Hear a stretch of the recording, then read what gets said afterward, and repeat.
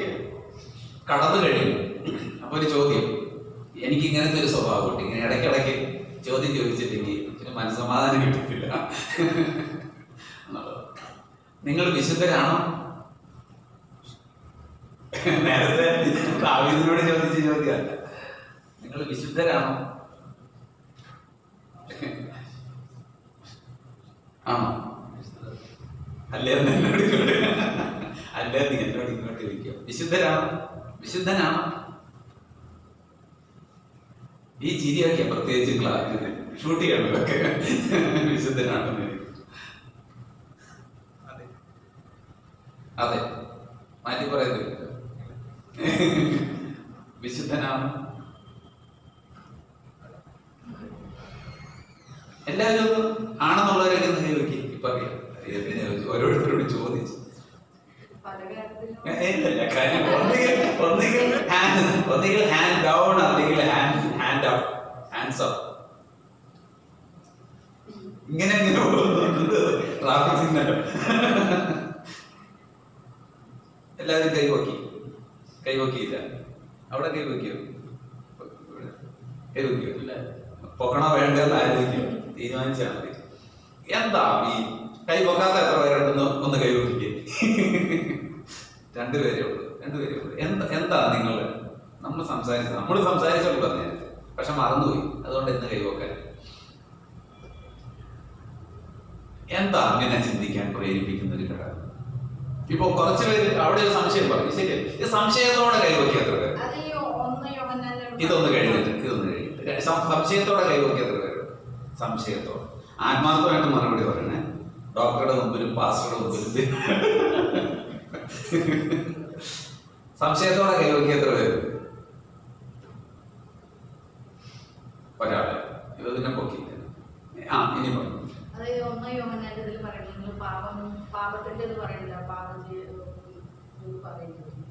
എന്ത് പറയുന്നു? കൃത്യം വചനമൊന്നും പറയണ്ട, അറിയാവുന്ന കാര്യങ്ങൾ പറഞ്ഞാൽ മതി. അപ്പൊ നമുക്ക് പിടിക്കും. വചനം പറഞ്ഞു, എന്തോ ഒരു വചനം പറഞ്ഞിട്ടാ പറഞ്ഞ കൈവക്കാൻ മടിച്ചതിന്റെ പുറകിലൊക്കെ.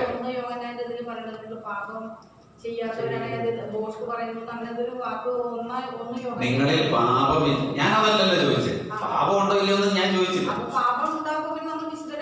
അല്ലല്ലോ. അപ്പൊ പിന്നെ സഭയ്ക്കാതിരിക്കാൻ കൊള്ളുകയല്ലോ.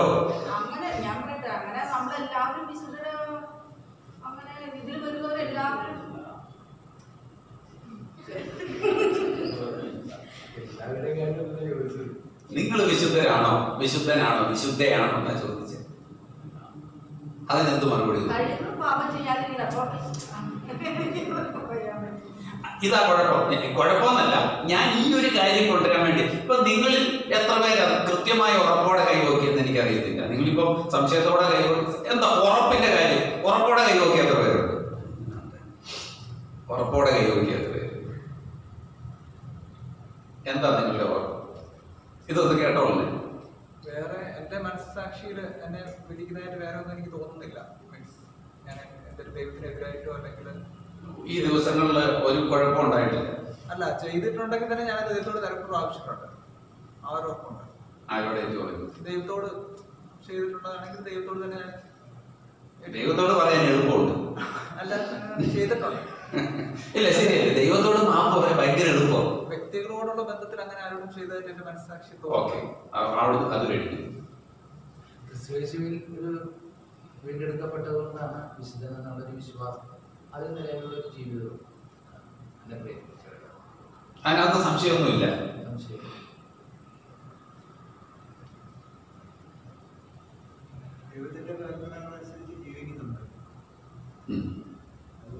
കൽപ്പന അനുസരിച്ച്, എല്ലാ കൽപ്പന അനുസരിച്ച് ജീവിക്കാൻ പറ്റുന്നുണ്ടോ?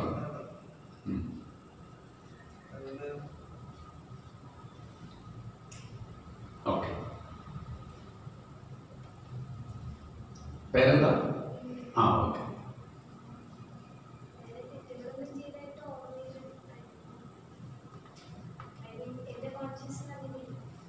അതുകൊണ്ട് ഞാൻ വിശുദ്ധയാണ്. തെറ്റ് ചെയ്തിരുന്നെങ്കിലോ കൈവക്കുമായിരുന്നു? തെറ്റ് ചെയ്തിരുന്നെങ്കിലും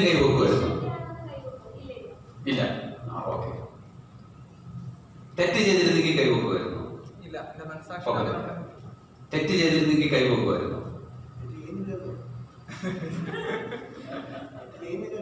അതല്ല ചോദിച്ചേ. തെറ്റ് ചെയ്തു എന്ന് സങ്കല്പിക്കുക എങ്കിൽ ഞാൻ എന്റെ ചോദ്യത്തിന് കൈവക്കുമായിരുന്നു. അങ്ങനെയാണെങ്കിൽ കൈവക്കുമായിരുന്നോ? ആ ഒരു മറുപടിക്ക് വേണ്ടി നമ്മൾ എവിടെയെല്ലാം കറങ്ങേണ്ടി വന്നു നോക്കി. നേരിട്ടൊരു ചോദ്യത്തിന്റെ മറുപടി. തെറ്റ് ചെയ്തിരുന്നെങ്കിൽ നിങ്ങൾ എത്ര പേര് കൈ പൊക്കുമായിരുന്നു? തെറ്റ് ചെയ്താലും കൈ പൊക്കുമായിരുന്നു. നിങ്ങൾ പാപം ചെയ്തിരുന്നുവെങ്കിലും തെറ്റ്, പാപം എന്ന് പറഞ്ഞാൽ തെറ്റ് എന്നങ്ങ് വെച്ചോ. തെറ്റ് ചെയ്തിട്ടുണ്ട് എന്നിരിക്കും ഞാൻ നിങ്ങളോട് ചോദിക്കുക, നിങ്ങൾ വിശുദ്ധനാണോ എന്ന് ചോദിച്ചാൽ നിങ്ങൾ കൈ പൊക്കുമായിരുന്നു? ഇല്ല.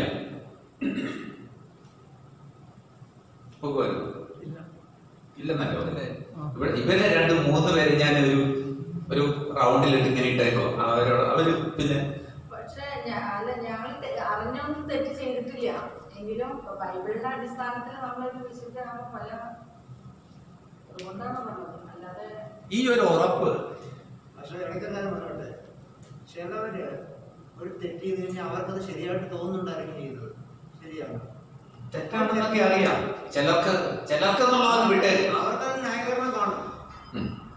കണ്ടേക്കാം. ഞാൻ പറഞ്ഞതല്ല, തെറ്റാണല്ലോ. തെറ്റ് ചെയ്താൽ അവര് ന്യായീകരിക്കും. ഞാൻ ചോദിച്ചത് ശരിയായിട്ടായിരിക്കും ന്യായീകരിക്കുന്നത്. കൺഫ്യൂസ് ചെയ്യരുത്. കൺഫ്യൂസ്ഡ് ആകണ്ട. ഞാൻ ചോദിച്ചത് വിശുദ്ധനാണോ?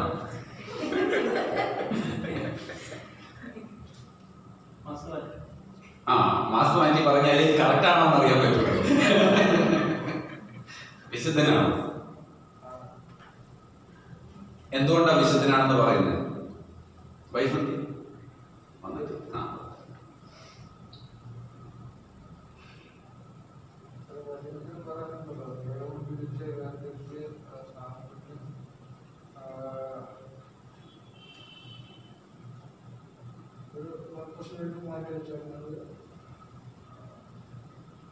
അപ്പൊ നമ്മുടെ ഭാഗത്ത് ജീവിതത്തിൽ കുറവുകൾ വന്നാലും തീർത്തില്ലെങ്കിലും വിശുദ്ധനാണ്. ഈ ഒരു വിഷയത്തെ നമ്മൾ ഈ ഒരു ആത്മീക പോരാട്ടത്തിലേക്ക് കടക്കുമല്ലേ, ആ ഒരു വിഷയമല്ലേ പഠിച്ചുകൊണ്ടിരിക്കുന്നത്. ഇവിടെ നമ്മളുടെ ശക്തിയെ ചോർത്തിക്കളയാവുന്ന, ഉദാഹരണമായിട്ട് ഞാൻ എന്തെങ്കിലും തെറ്റ് ചെയ്തിട്ടുണ്ടെങ്കിൽ പിന്നെ ഞാൻ കൈപോക്കത്തില്ലായിരുന്നു എന്ന് പറഞ്ഞു. അങ്ങനെ ഒരു സാഹചര്യത്തിൽ പോലും അപ്പോഴാ അറിയാം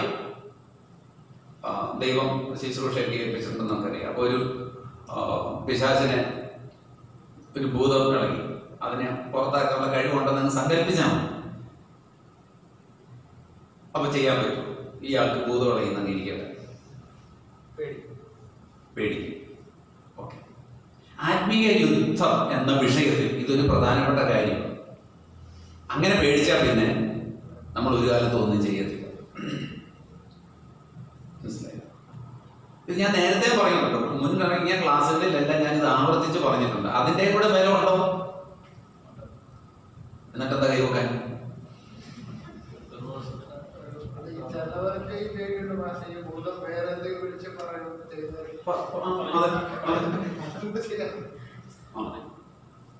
ഭൂതം അങ്ങനെയൊന്നും വിളിച്ചു പറയത്തൊന്നുമില്ല. അത് ഭൂതത്തിന് ആളെ അറിയാൻ, ഈ ഭൂതത്തിന് ആളെ അറിയാമായിരിക്കും. ഭൂതം സർവജ്ഞാനിയൊന്നുമല്ല. ഭൂതം സർവജ്ഞാനിയൊന്നുമല്ല. എപ്പോഴും അറിയില്ല ഭൂതം എന്തല്ല, സർവജ്ഞാനിയും സർവശക്തനും സർവവ്യാപിയൊന്നുമല്ല ഭൂതം. പിശാച് എന്ന് പറയുന്ന സാധനം ചില സാഹചര്യങ്ങളില്ല പറയിപ്പിക്കുന്നത്.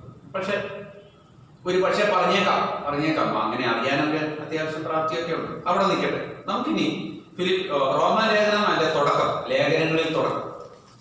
ഞാൻ എന്താ പറഞ്ഞു വരുന്നതെന്ന് മുന്നോട്ട് വരുമ്പോ പറയാം. റോമാലേഖനം 1-ാം അധ്യായത്തിന്റെ 3-ാം വാക്യം.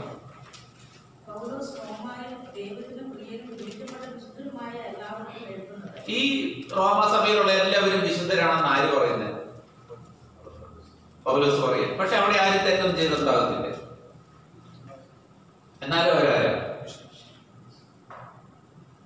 സംശയം ഉണ്ടെങ്കിൽ ചോദിച്ചോളേ. പാസ്റ്റർ എന്താ പറഞ്ഞു, സാറെന്താ പറഞ്ഞു വരുന്നതെന്ന് അല്ലേ? എന്തെങ്കിലും സംശയം ഇതിന്റെ ഇടയ്ക്കല്ലേ ഉണ്ടാകേണ്ടത്? അപ്പൊ റോമസഭയിലുള്ള എല്ലാവരും സമ്പൂർണ്ണ വിശുദ്ധരാണോ? ഒരു കുഴപ്പവും ഇല്ലാത്തവരായിരുന്നിരിക്കും. നമ്മൾ ഈ വചനം ഇങ്ങനെ വെച്ച് വായിക്കുമ്പോൾ അവിടെയുള്ള ആർക്കും ഒരു കുഴപ്പമില്ലെന്ന് വേണ്ട വിചാരിക്കാൻ അല്ലേ? പക്ഷെ അങ്ങനെ ആയിരിക്കുമോ? ആയിരിക്കും, ആകണമെന്നില്ല. എങ്കിലും പൗലോസ് സഭയെ കാണുന്നത് എന്തായിട്ടാ? വിശുദ്ധന്മാരെ. എന്തായിരിക്കും കാരണം? നമുക്ക് പിന്നെ നോക്കാം. ഇനിയും അടുത്ത ലേഖനം എടുത്തോളൂ. 1 കൊരിന്ത്യർ ലേഖനം 1-ാം അധ്യായം തന്നെ. ഓക്കെ, 2-ാം വാക്യം, സമയം ലാഭിക്കാൻ വേണ്ടി 2-ാം വാക്യം. ഒന്ന് ക്രിസ്തുയേശുവിൽ വിശുദ്ധീകരിക്കപ്പെട്ടവരും വായിച്ചു.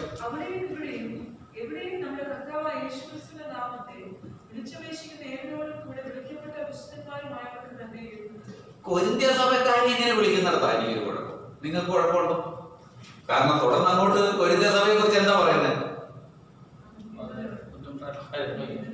എന്ത് ബുദ്ധിമുട്ട്? തിരിഞ്ഞിരിക്കുന്നു.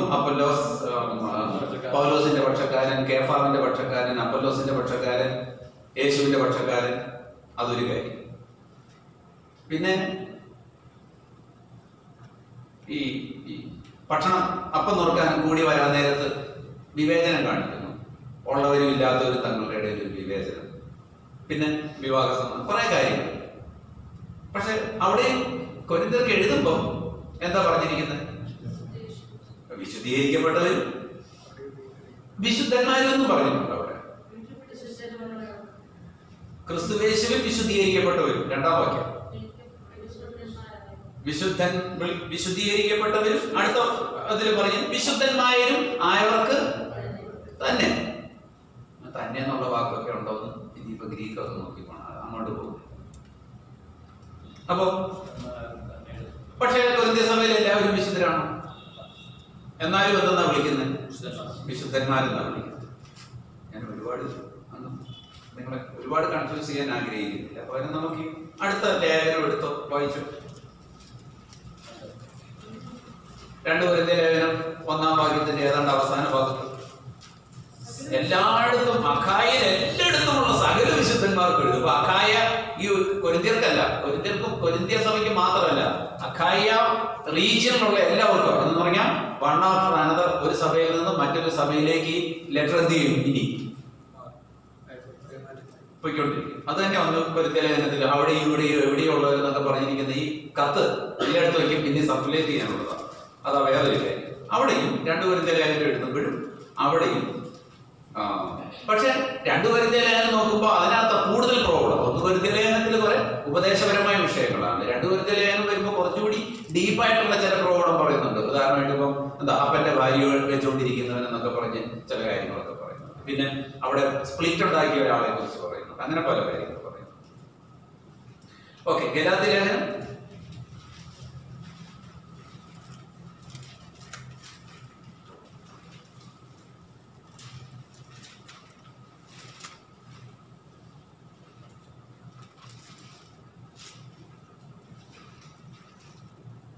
അവിടെ മാത്രം വിശുദ്ധൻ എന്ന വാക്കൊന്നും കാണുന്നില്ല അല്ലേ?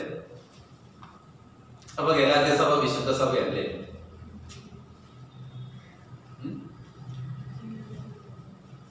അല്ലേ? പക്ഷെ 3-ാം വാക്യം നോക്കി, പിതാവായ ദൈവത്തിങ്കിൽ നിന്നും എന്തോ പറഞ്ഞു. ആരെന്തോ പറഞ്ഞു? ബുദ്ധിയില്ലാത്ത ഗലാത്യരെ എന്ന് പറഞ്ഞാൽ 3-ന്റെ 1 അല്ല, 1-ന്റെ 3.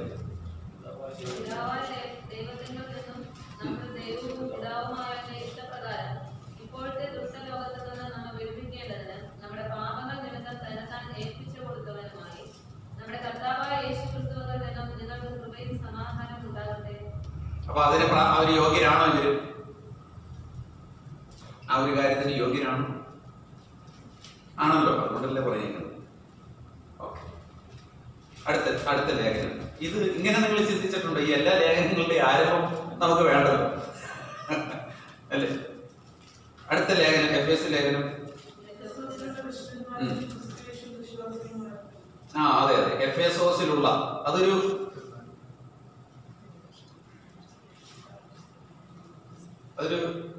ബ്രാക്കറ്റിനകത്ത് കിടക്കുന്നത് അല്ലേ?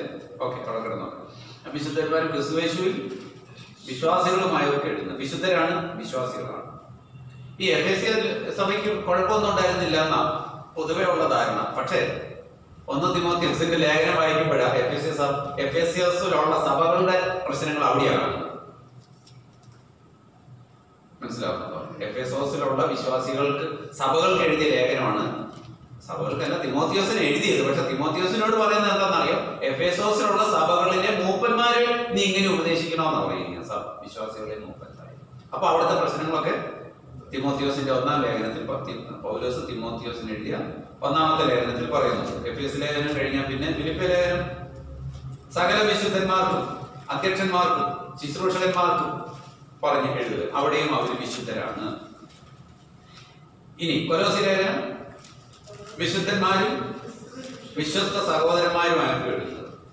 അപ്പൊ 1-ാം നൂറ്റാണ്ടിലെ ഈ സഭകളൊക്കെ എല്ലാവരും വിശ്വസ്തരാണ്, വിശുദ്ധരാണെന്ന് തോന്നുന്നുണ്ടോ?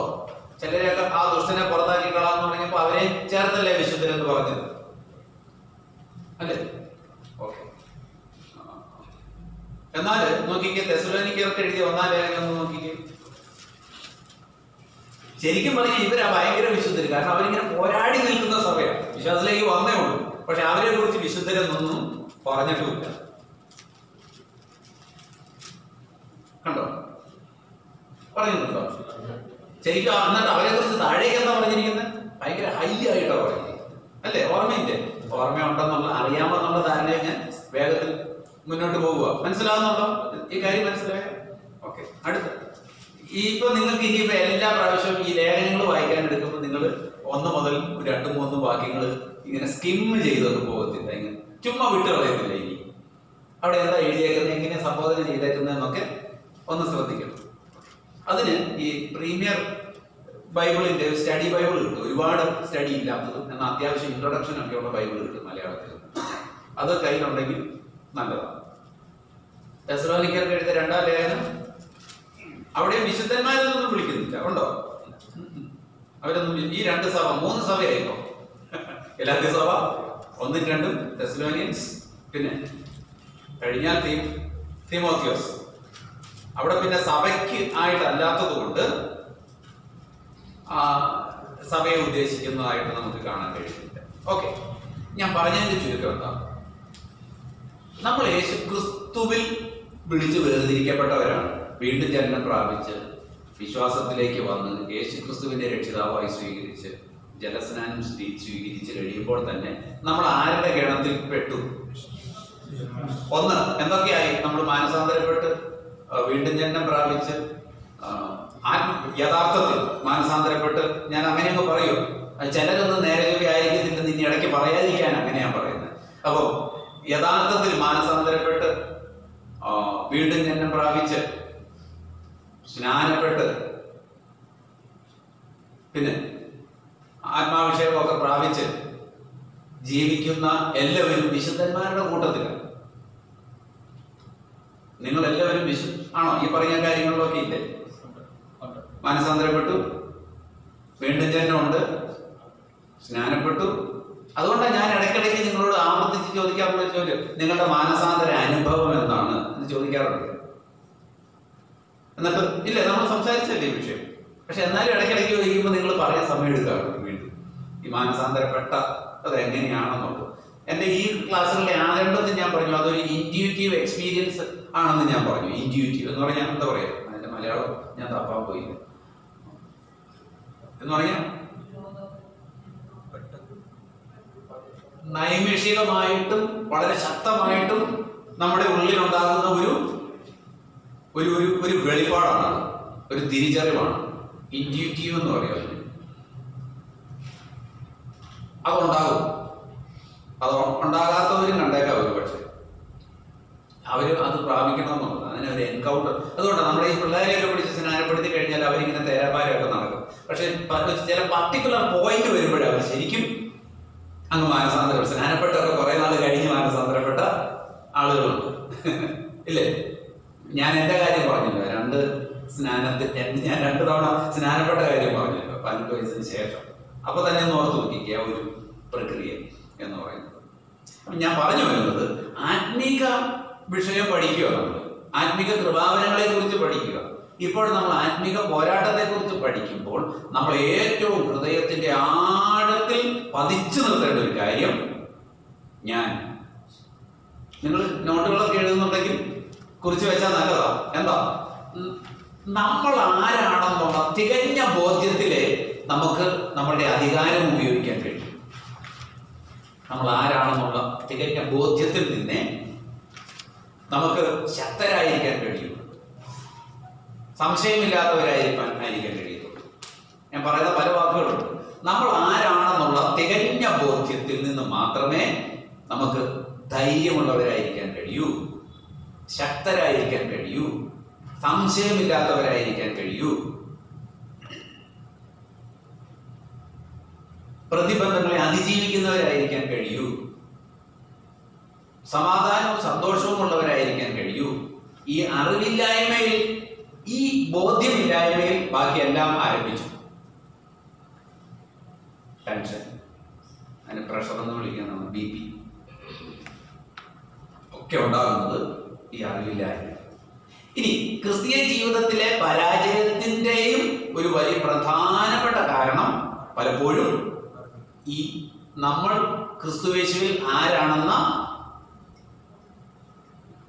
അറിവില്ലായ്മയല്ല, അതിനും അപ്പുറത്തൊരു വാക്കുണ്ടല്ലോ നമ്മൾ മലയാളത്തിൽ, ബോധ്യമില്ലായ്മ. അറിവുണ്ട്, ഞാൻ രക്ഷിക്കപ്പെട്ടു, വീണ്ടും ഞാൻ പ്രാപിച്ചു, സ്നാനപ്പെട്ടു, സഭയുടെ ഭാഗം. അതിനേക്കാൾ ഹൃദയത്തിന്റെ അന്തർഭാഗത്തുളവാകുന്ന ബോധ്യം, ഞാൻ ഇന്നതാണ് എന്ന ബോധ്യം,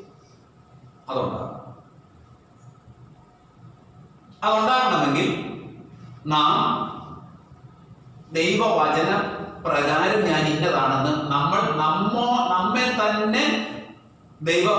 നമ്മെ തന്നെ പറഞ്ഞ് ബോധ്യപ്പെടുത്തുന്ന ഒരു സ്വഭാവം നമുക്കുണ്ടാകണം. നമ്മൾ ആരാണെന്ന് നമ്മളെ തന്നെ പറഞ്ഞ് ബോധ്യപ്പെടുത്തുന്നു. വചനപ്രകാരം, ദൈവഹിത പ്രകാരം നമ്മളെ തന്നെ ബോധ്യപ്പെടുത്തും. ഇപ്പോഴത്തെ ലീഡർഷിപ്പ് ക്ലാസ്സുകളിൽ ഒക്കെ കണ്ടിട്ടില്ലേ കുട്ടികൾക്ക്, ഐ ക്യാൻ ഡു ഇറ്റ്, നിന്നെ കൊണ്ട് പറ്റൂടാന്ന് മറ്റുള്ളവർ പറയുന്നു, എന്നെ കൊണ്ട് പറ്റും, അങ്ങനെ പറയുന്നു അല്ലേ? എന്നെ കൊണ്ട് പറ്റും എന്ന്. അപ്പൊ അതിന്റെ കാര്യം എന്താ? അത് നമ്മളുടെ കഴിവിനെ ഏറ്റുപറയുക. ഇതുപോലെ ദൈവത്തിൽ നമ്മൾ ആരാണെന്നുള്ള ബോധ്യത്തിൽ, ദൈവവചനപ്രകാരമുള്ള ബോധ്യത്തിൽ നിന്നുള്ള ഏറ്റുപറച്ച്. അതുകൊണ്ടാണ് രക്ഷയുടെ ഭാഗത്ത് രക്ഷിക്കപ്പെടുന്ന കാര്യത്തെക്കുറിച്ച്, ജയത്തിന്റെ കാര്യത്തെക്കുറിച്ച് പറയുമ്പോൾ ഹൃദയം കൊണ്ട് വിശ്വസിക്കുകയും ഭാഗം ചെയ്യുക. എന്തിന്? എന്നാൽ ഇത് രക്ഷിക്കപ്പെടാൻ വേണ്ടി മാത്രമുള്ള വാക്ക് ഞാൻ ഇടയ്ക്ക് ഇതിന് മുമ്പ് പറയുന്നുണ്ട്, അതുകൊണ്ട് ഞാൻ ഇനി വിശദീകരിക്കുന്നില്ല. റോമാലേഖനം 10:9-10 വാക്യങ്ങൾ നമ്മൾ മിക്കവാറും പാസ്റ്റർമാരെല്ലാം ഉപയോഗിക്കുന്ന ഏത് സമയത്ത് ഇത് ഒരാളെ രക്ഷയിലേക്ക് നടത്തപ്പെടാം അല്ലേ? നിങ്ങൾ അതിനാണ് ഉപയോഗിക്കുന്നത്. പക്ഷെ രക്ഷിക്കപ്പെട്ട് കഴിഞ്ഞതിന് ശേഷം അത് ഉപയോഗിക്കണം. ഹൃദയം കൊണ്ട് വിശ്വസിക്കുകയും വാ കൊണ്ട് ഏറ്റുപറയുകയും ചെയ്യണം. ആര്? പുതുതായിട്ട് രക്ഷയിലേക്ക് വരുന്നവർ ചെയ്യണം. വന്നവരും നമ്മൾ ആരാണ്, എന്താണ്, എങ്ങനെയാണ് എന്ന് ആവർത്തിച്ചുകൊണ്ടിരിക്കണം.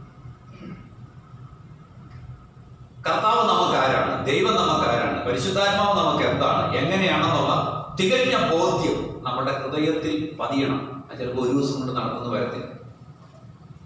മറുഭാഗം ഞാൻ നേരത്തെ പറഞ്ഞ 1-2. അപ്പൊ വിശുദ്ധനാണോ എന്നുള്ള ചോദ്യത്തിന്, രക്ഷിക്കപ്പെട്ടോ, സ്നാനപ്പെട്ടു, മാനസാന്തരപ്പെട്ട് ദൈവകൃപയിൽ നിൽക്കുന്ന ഒരാളുടെ ജീവിതത്തിൽ കുറവുകൾ ഉണ്ടെങ്കിലും ഈ രക്ഷിക്കപ്പെട്ട വ്യക്തി, മാനസാന്തരപ്പെട്ട് വീണ്ടും ജന്മം പ്രാപിച്ച് സ്നാനപ്പെട്ട ഒരു വ്യക്തി ആരായി തീരുവ ചെയ്യുന്നത്? അവനെ കൈക്കൊണ്ട് അവന്റെ നാമത്തിൽ വിശ്വസിക്കുന്ന ഏവർക്കും. അപ്പൊ നമ്മൾ ആരാ? നമുക്ക് ഒരു ജീവിതത്തിൽ ഒരു കുറവ് വരുമ്പോൾ, പാപം ചെയ്തു എന്നല്ല പറഞ്ഞത്. അപ്പൊ വിശുദ്ധനാണോ എന്ന് ചോദിക്കുമ്പോൾ കൈ പൊക്കാതിരിക്കുന്നതിന്റെ പുറകിൽ അതിന് വേറൊരു അർത്ഥവും കൂടിയുണ്ട്. ദൈവത്തിന്റെ മകനാണോ? എന്ന ചോദ്യത്തിന് കൈ താത്തിയതുപോലെയായി പോയത്. അപ്പൊ ആണെങ്കിൽ ഇങ്ങനെ പറയാം ഒരു മറുപടി, മകനാണ് പക്ഷെ വിശുദ്ധനല്ല. ദൈവത്തിന്റെ മക്കളാകാൻ ആ ദൈവം നമുക്ക് എന്ത് തന്നിരിക്കുന്നത്? എന്ത് തന്നിരിക്കുന്നു? എടുത്തേ വായിച്ച എത്രയിലാണ് അത് എഴുതിയിരിക്കുന്നത്? അവനെ കൈക്കൊണ്ട് അവന്റെ നാമത്തിൽ വിശ്വസിക്കുന്ന ഏവർക്കും ദൈവമക്കളാകുവാൻ അവൻ അധികാരം കൊടുത്തിരിക്കുന്നു. അത് എത്ര വാക്യം? യോഹന്നാൻ 1:1 എന്ത് കൊടുത്തിരിക്കുന്നു? നോക്കിയേ. അപ്പൊ അതൊരു അധികാരമാണ്, ആത്മീക അധികാരമാണ്, നമുക്ക് അവകാശം. വേറൊരർത്ഥത്തിൽ പറഞ്ഞ അവകാശം. അപ്പൊ ദൈവമക്കളാണെന്ന് പറയാനുള്ള അവകാശം നമുക്ക് അതോടെ കിട്ടുമോ? അതിന് മുമ്പില്ലാത്ത അവകാശം. ഇനി ഗലാത്യലേഖനത്തിൽ പറയുന്നത് എന്താ? മക്കളാണെങ്കിൽ നിങ്ങൾക്ക് എന്തുണ്ട്? ദൈവത്തിങ്കിൽ നിന്നുള്ള എന്തുണ്ട്? സകല അവകാശവും. മക്കളെങ്കിൽ അവകാശവും. എന്ത് പറ്റി? പേനില്ലേ? തണുപ്പ് കൂടി, അതൊന്ന് കുറച്ച് തണുപ്പ് കൂടിപ്പോയോ? ഇനി ഓഫ് ചെയ്തു. അകത്തണുത്തെങ്കിൽ അങ്ങ് ഓഫ് ചെയ്തു. ഏറ്റവും പുറകിലത്തെയോ ഈ സൈഡിലത്തെയോ ഒക്കെ ഇട്ടാൽ മതി. ഒരെണ്ണമൊക്കെ മതിയാവും.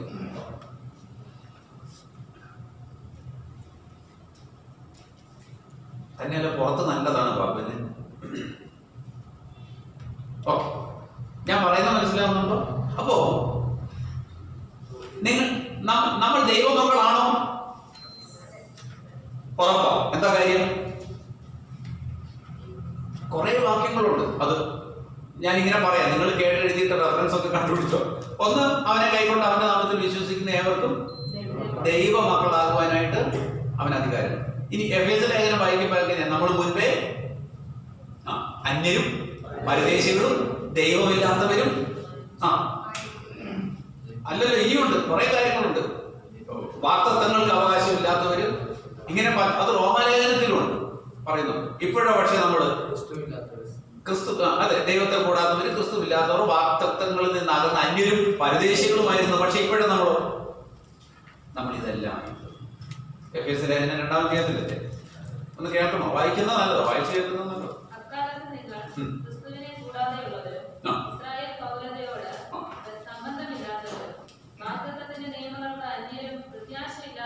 ലോകത്തിൽ ദൈവമില്ലാത്തവരുമായിരുന്നു എന്ന് ഓർത്തുകൊള്ളുവിൻ.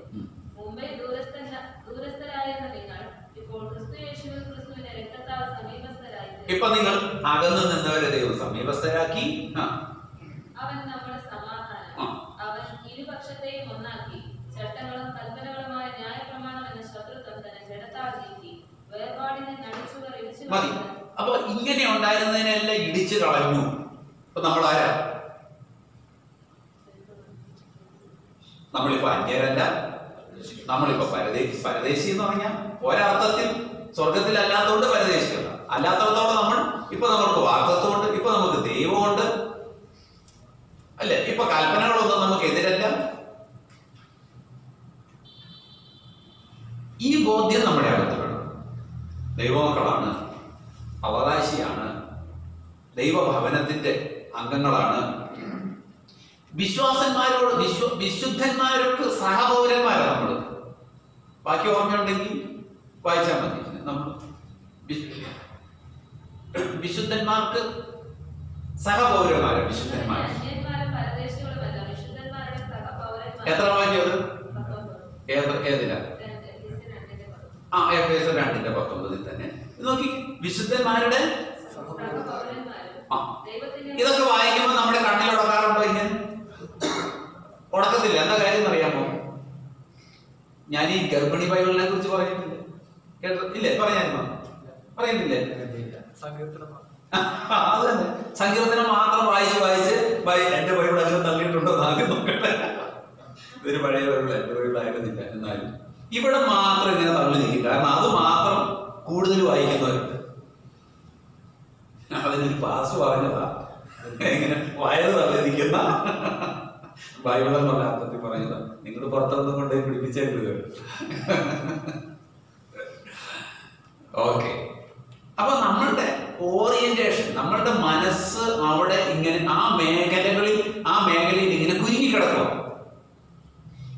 ആത്മീക പോരാട്ടം എന്നൊരു ഒരു വിഷയത്തിൽ നമ്മൾ ചിലതിനോട് എതിർക്കുവാനും ചിലതിനെ അതിജീവിക്കുവാനും ചെല്ലുമ്പോൾ നീ ആരാടാന്നുള്ള ചോദ്യത്തിന് ഇപ്പൊ തന്നെ ഈ ഒരു വീട്ടിൽ നിന്ന് ഇറക്കി വിടാനായിട്ട് നോക്കിയപ്പോ നെയ്യാറ്റിൻകരയിൽ ഒരു കൂട്ടര് തീ ഒഴിച്ച് ചത്തു. അവിടുത്തെ പ്രശ്നം എന്താ? ഉടമസ്ഥ അവകാശം സ്ഥാപിക്കുക എന്നുള്ളതാണ്. ആർക്കും അവർക്ക് നെത്തി വേണ്ടെന്നും പറയാൻ പറ്റും എന്നുള്ള സ്ഥിതി. അപ്പൊ നമ്മൾ എന്താണെന്നുള്ള തിരിച്ചറിവില്ലായ്മ എപ്പോഴും ആ തിരിച്ചറിവില്ലായ്മയൊന്നുമല്ല. നേരത്തെ പറഞ്ഞതുപോലെ മനുഷ്യനല്ലേ, പാപം ചെയ്യും. സ്വാഭാവികമായിട്ടും ആ ഒരു ചോദ്യത്തിന്റെ മുമ്പിൽ, വിശുദ്ധനാണെന്നുള്ള ചോദ്യത്തിന്റെ മുമ്പിൽ അങ്ങ് തളർന്നുപോയി, താണു പോവുക. അത് സംഭവിക്കാതിരിക്കാൻ വേണ്ടി നമ്മൾ അറിയേണ്ടത് ഒരു വ്യക്തിയെയും ദൈവം ഒരു കാലത്തും ഒരു പാപവും ചെയ്യാത്തവരാക്കി മാറ്റിയിട്ടില്ല. ഈ വിളിച്ച് വേർതിരിക്കപ്പെട്ടവരെ ഒന്നും ഒരിക്കലും പാപം ചെയ്യാൻ വയ്യാത്തവരായിട്ടല്ല എന്ന സങ്കല്പത്തിലേ ദൈവം വിളിച്ചിട്ടില്ല. സംശയമുണ്ടോ ആ കാര്യത്തിൽ? എനിക്ക് സംശയമൊന്നുമില്ല. എന്താ അതിന്റെ തെളിവ്? കാരണം എന്താ? വചനം തന്നെയാണ് അതിന്റെ കാരണം. എന്തോ നീതിമാൻ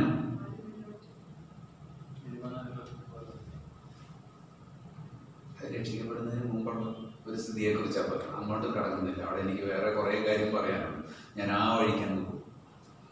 ഞാൻ അതുകൊണ്ടാണ് പണ്ടേ നിങ്ങളോട് ചോദിച്ചിട്ടുണ്ട്, നിങ്ങൾ മറന്നുപോയി. അതുകൊണ്ട് ഇപ്പൊ ഈ വാക്യം എടുത്തിട്ട് അബ്രഹാം നീതിമാനല്ലായിരുന്നു, നോഹ നീതിമാനല്ലായിരുന്നു ആ തലമുറയിൽ. ദാനിയേല് ആ തലമുറയിൽ നീതിമാൻ. നീയോ ദാനിയേലെ അല്ലേ, പോയി വിശ്രമിച്ചിട്ട് നിന്റെ അവകാശത്തിന്റെ ഓഹരി പ്രാപിക്കാൻ. അപ്പൊ ദാനിയേൽ നീതിമാനല്ലായിരുന്നു, അല്ലായിരുന്നോ? ഞാൻ എങ്ങനെ പറയും? അതെ. പിന്നെ ഏലിയാവ് നീതിമാനല്ലായിരുന്നോ? ജീവനോടെ ദൈവം വണ്ടി കൊണ്ടത് കൂട്ടിക്കൊണ്ടു പോയാളല്ലേ. ഹാനോക്ക് നീതിമാനല്ലായിരുന്നോ? പറഞ്ഞു. നീതിമാന്മാരുടെ ഒരു ലിസ്റ്റ് എടുത്തിട്ടേ പഴയ നിയമത്തിൽ നിന്ന് തന്നെ. ഈയോബ് നീതിമാനല്ലായിരുന്നു. പിന്നെ പറഞ്ഞു. നിങ്ങൾ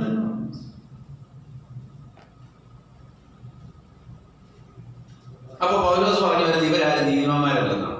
പോട്ടെ, യേശുവിന്റെ ജനന സമയത്ത് നീതിമാനായ ഒരു മനുഷ്യനായിരുന്നു ശിമയോൻ എന്ന് പറയുന്ന ഒരു പ്രവാചകൻ അല്ലേ. സക്രിയാവിന്റെ ഭാര്യ എലിസബത്ത് നീതിയുള്ളവരായിരുന്നോ? യോസേഫ് നീതിമാനായിരുന്നല്ലോ. പിന്നെ ഹന്ന എന്ന് പറഞ്ഞൊരു പ്രവാചകൻ അല്ലേ. അപ്പൊ നീതിമാൻ ആരുമില്ല, ഒരുത്തൻ പോലും ഇല്ല എന്ന് പറഞ്ഞാൽ അതിന്റെ അർത്ഥം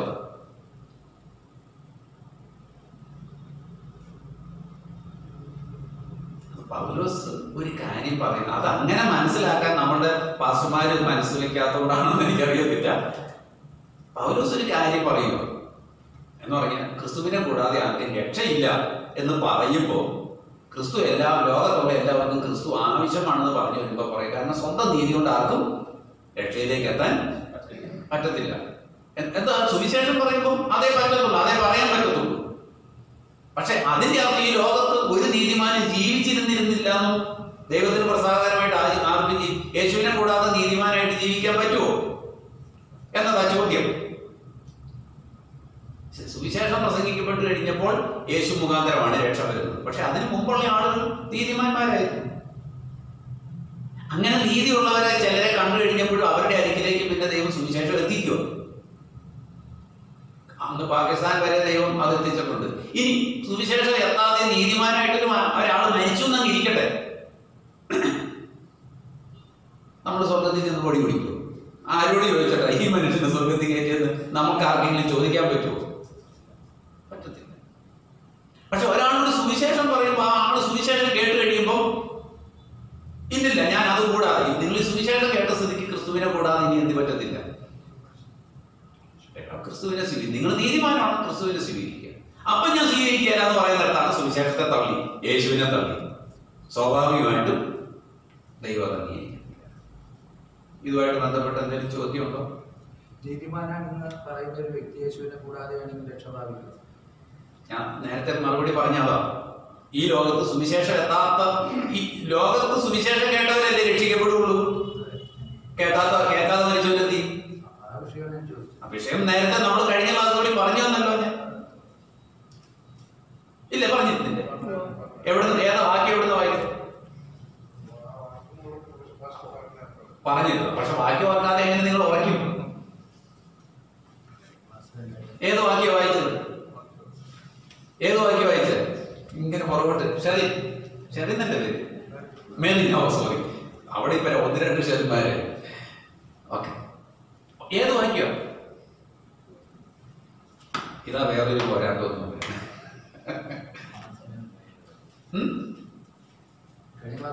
അപ്പൊ നമ്മളിങ്ങനെ സംശയമൊക്കെ ചോദിച്ചിങ്ങനെ എപ്പോഴും സംശയം ചോദിക്കുന്നവരായിട്ടിരുന്നാൽ മതിയോ?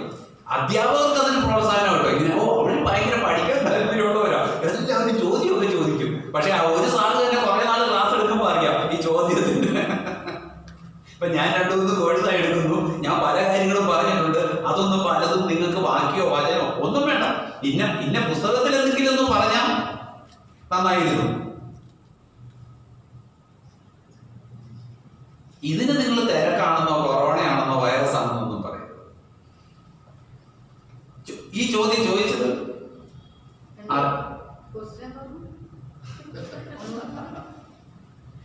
സുവിശേഷം കേൾക്കാത്തവരുണ്ടല്ലോ. സുവിശേഷം പ്രസംഗിക്കാൻ തുടങ്ങിയതിന് ശേഷം പോലും സുവിശേഷം കേൾക്കാതെ മരിച്ചവരുണ്ടല്ലോ. ആരാ പറഞ്ഞു? റോമാലയം. ഓക്കെ, 5 മിനിറ്റ് കഴിഞ്ഞിട്ടാണെങ്കിലും നമുക്കത് കണ്ടെത്താൻ കഴിഞ്ഞല്ലോ. ആ ഓക്കെ, റോമാലയം എത്ര അധ്യായോ? 2. അപ്പോ ഞാൻ പറഞ്ഞത്, നമ്മൾ ഈ ഭയങ്കര കടുംപിടുത്തം കൊണ്ടിരിക്കുന്നിടത്ത് എന്ത് പറ്റത്തില്ല, നമുക്ക് ദൈവത്തിന്റെ മനസ്സ് തിരിച്ചറിയാൻ കഴിയത്തില്ല. നമുക്കിപ്പോ ദൈവത്തിന്റെ മനസ്സൊന്നും അല്ലല്ലോ വിഷയം, നമുക്ക് നമ്മുടെ ഉപദേശം വിഷയം. നമ്മൾ ദൈവത്തിൽ നിന്ന് അകന്നു പോകുന്നത് എപ്പോഴാണെന്ന് അറിയാമോ? നമ്മൾ ഇത് തന്നെ പരീക്ഷന്മാർക്കും പറ്റിയൊരു കാര്യം. ആരോടും കരുണ കാണിക്കാൻ തോന്നാത്ത ഒരു വിഭാഗമായിട്ട് അത് രണ്ടും മാറി. പെന്തക്കോസ്തിലും അങ്ങനെ ആയിക്കൊണ്ടിരിക്കുവാണോ? എന്തോ എന്തുകൊണ്ടാ? നമുക്ക് നമ്മുടെ ഉപദേശം, നമുക്ക് നമ്മുടെ സഭ ഈ നിലയിലൊക്കെ. അപ്പൊ കരുണ കാണിക്കേണ്ടവരോട് കരുണ കാണിക്കാൻ കഴിയാത്ത ഒരു സാഹചര്യം ഇസ്രായേലിൽ ഉണ്ടായപ്പോൾ യേശു തന്നെ പറയുക, മനുഷ്യപുത്രൻ യാഗത്തിലല്ല പ്രസാദിക്കുന്നത്. എന്താ യേശുവിനെ കൊണ്ട് അത് പറയിപ്പിച്ചത്? നമ്മൾ വേഷരം വിട്ടേ പോകുക. യേശുവിനെ കൊണ്ട് അത് പറയിപ്പിച്ചത് എന്താ? അവര് ബൈബിൾ എന്ന് പറയുന്നത് ഈ ബൈബിൾ ഇല്ല, അവര് പ്രമാണമൊക്കെ ഇങ്ങനെ അരച്ച് കലക്കി കുടിച്ചു വെച്ചിരിക്കുന്നതുകൊണ്ട് അവരുടെ നേതാക്കന്മാർ അവരെ പഠിപ്പിച്ചുകൊണ്ട്, അല്ലെ, നേതാക്കന്മാരാണല്ലോ ഉത്തരവാദികൾ. അതിന് പരീക്ഷന്മാരും ശാസ്ത്രിമാരും. സാധുക്കിന് വേറൊരു വിഭാഗമാണ്. പൊതുവിഭാഗത്തോട് അധികം ചേർന്ന് നിന്നവരായിരുന്നില്ല, ഒരു ചെറിയ വിഭാഗം മാത്രം സാധുക്കിൽ ഉണ്ടായിരുന്നു എന്ന് പറഞ്ഞാൽ ബ്രദറുകാരെ പോലെയൊക്കെ ഒരു വിഭാഗം വരെ കൂട്ടിക്കും. ഇവര് പഠിപ്പിച്ചിട്ട് ജനം പഠിച്ചതാ. അപ്പോ വിശ്വാസികൾ ഒരു വഴിക്ക് ആകുന്നെങ്കിൽ അതിന്റെ കാരണക്കാരാരാ? അവരെ പഠിപ്പിക്കുന്നവര്. അതുകൊണ്ടാണ് ശാസ്ത്രിമാർക്കും പരീശന്മാർക്കും അയ്യോ കഷ്ടം എന്ന് പറയുന്നത്. എന്താ? അവരെ നോക്കി കർത്താവ് ശാപത്തിന്റെ വാക്ക് പറയുന്നതിന്റെ കാര്യമില്ല.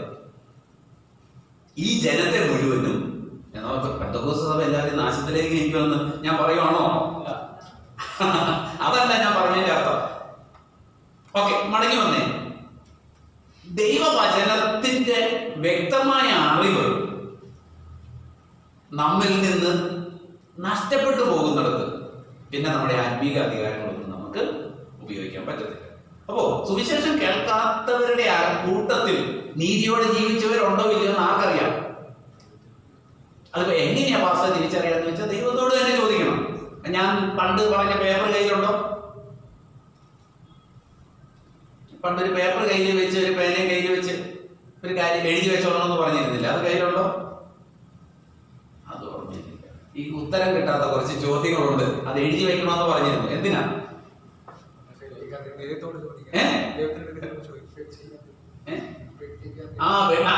ഓർമ്മ വരുന്നുണ്ട്. പെട്ടിക്കകത്ത് അടച്ചു വെച്ചേക്കണം. സ്വർഗത്തിൽ ചെല്ലുമ്പോ ഈ ചോദ്യങ്ങളൊക്കെ എങ്ങനെ മറന്നു പോയത് ചോദിക്കാനാണ് പറയുന്നത്.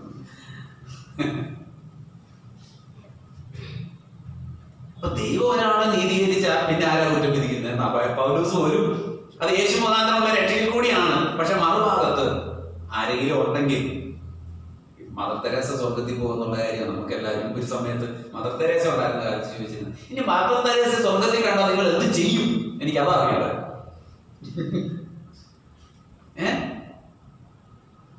കഴിഞ്ഞ നാടുകളിൽ റോമൻ കത്തോലിക്ക സഭയുടെ പോപ്പായിട്ടിരുന്ന ആരെങ്കിലും ഒരു പോപ്പിനെ നിങ്ങൾ സ്വർഗത്തിൽ കണ്ടാൽ എന്ത് ചെയ്യും?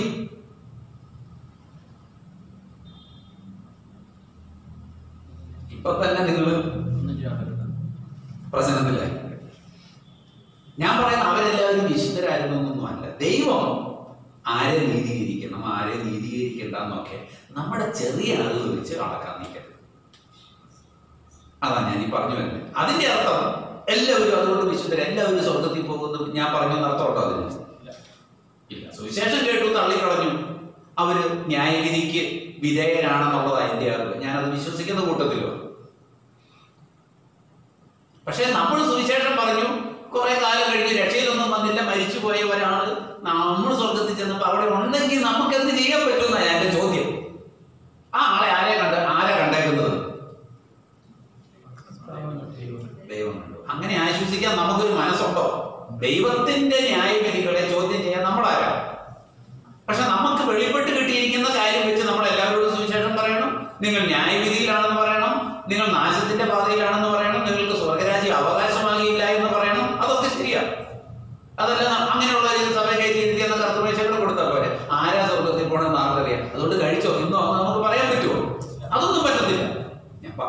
അപ്പോ ചുരുക്കി പറഞ്ഞാല് നമ്മൾ വിശുദ്ധരാണെന്നുള്ള ബോധ്യം നമുക്കുണ്ടാകും. അവിടെ ഒരു തെറ്റ് ചെയ്താലും അത് ഏറ്റു പറയാൻ ഞാൻ പറയും. അതുകൊണ്ടാണ് നമ്മൾ എപ്പോഴും തെറ്റുകൾ വന്ന് കുറവുകൾ വന്നാൽ പിന്നെ നമുക്കുള്ള കുറവുകൾ വന്നു പോയല്ലോ, എന്താ പിന്നെ അതിനൊരു പരിഹാരമുണ്ടോ? ഇപ്പൊ ഇവിടെ ഒന്ന് രണ്ട് പേര് പറഞ്ഞു ഞാൻ പാപമൊന്നും ചെയ്തിട്ടില്ല, എനിക്ക് എൻ്റെ അറിവിലൊന്നുമില്ല എന്ന് പറഞ്ഞു. അപ്പൊ അതുകൊണ്ടാണോ നമ്മൾ വിശുദ്ധരായിരിക്കുന്നത്? നമ്മൾ ചിലത് മറന്നു പോകത്തില്ലെന്നാണ് ഞാൻ ഒരിക്കൽ പറഞ്ഞത്.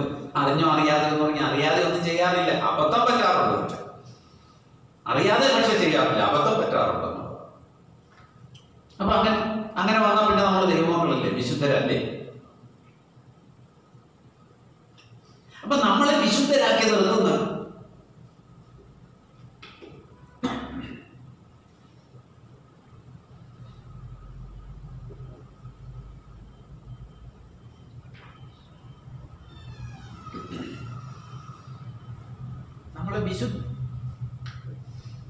നമ്മളെ വിശുദ്ധരാക്കി നിർത്തുന്ന ഘടകം എന്താ? അതാ ഉറക്കേണ്ടത്.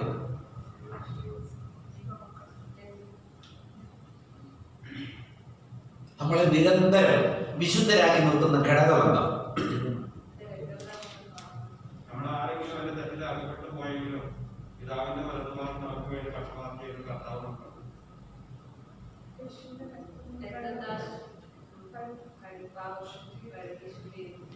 എങ്ങനെ ശുദ്ധീകരിക്കപ്പെടുന്നത്?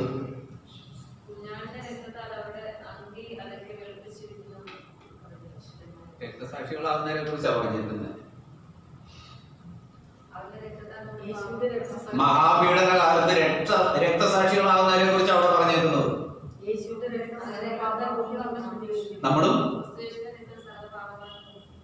നമ്മെ ശുദ്ധീകരിക്കുന്നു. ഞാൻ ചോദിക്കുന്നത്, ദൈനംദിന ജീവിതത്തിൽ വരുന്ന കുറവുകൾക്ക് യേശുവിന്റെ രക്തമാണോ നമ്മളെ കഴുകുന്നത്? എന്താ ഏറ്റു പറയുന്നത്? ആരോട് ഏറ്റു പറയണം? റെക്കോർഡിംഗ് തകരാറില്ല. നമ്മൾ ചെയ്തു പോയ പാപങ്ങൾ ആരോടാ ഏറ്റു പറയണ്ടേ? തെറ്റ് വന്നാൽ, കുറവ് വന്നാൽ, വീഴ്ച വന്നാൽ ആരോട് ഏറ്റു പറയണം? മനുഷ്യൻ ക്ഷമിക്കണം. അതല്ല, ആത്യന്തികമായിട്ട് ദൈവത്തോടുള്ള ബന്ധത്തിൽ ഞാൻ ചോദിക്കും, അതിന്റെ റൂട്ട് എന്താ? ആരോട് പറയണം? പാപങ്ങൾ ആരോട് ഏറ്റു പറയണം? ദൈവസന്നിധി പറയണം. പെട്ടെന്ന് ഈ റൂട്ട് അങ്ങേറ്റം ഈ അറ്റം ഇത് ദൈവത്തോട് ദൈവത്തോട് ദൈവത്തോട് തീർന്നു. ഒരു ജോളി സിസ്റ്റം വന്നിരുന്നു എവിടെ? പച്ച ആണോ? ഓക്കെ. അപ്പൊ യേശു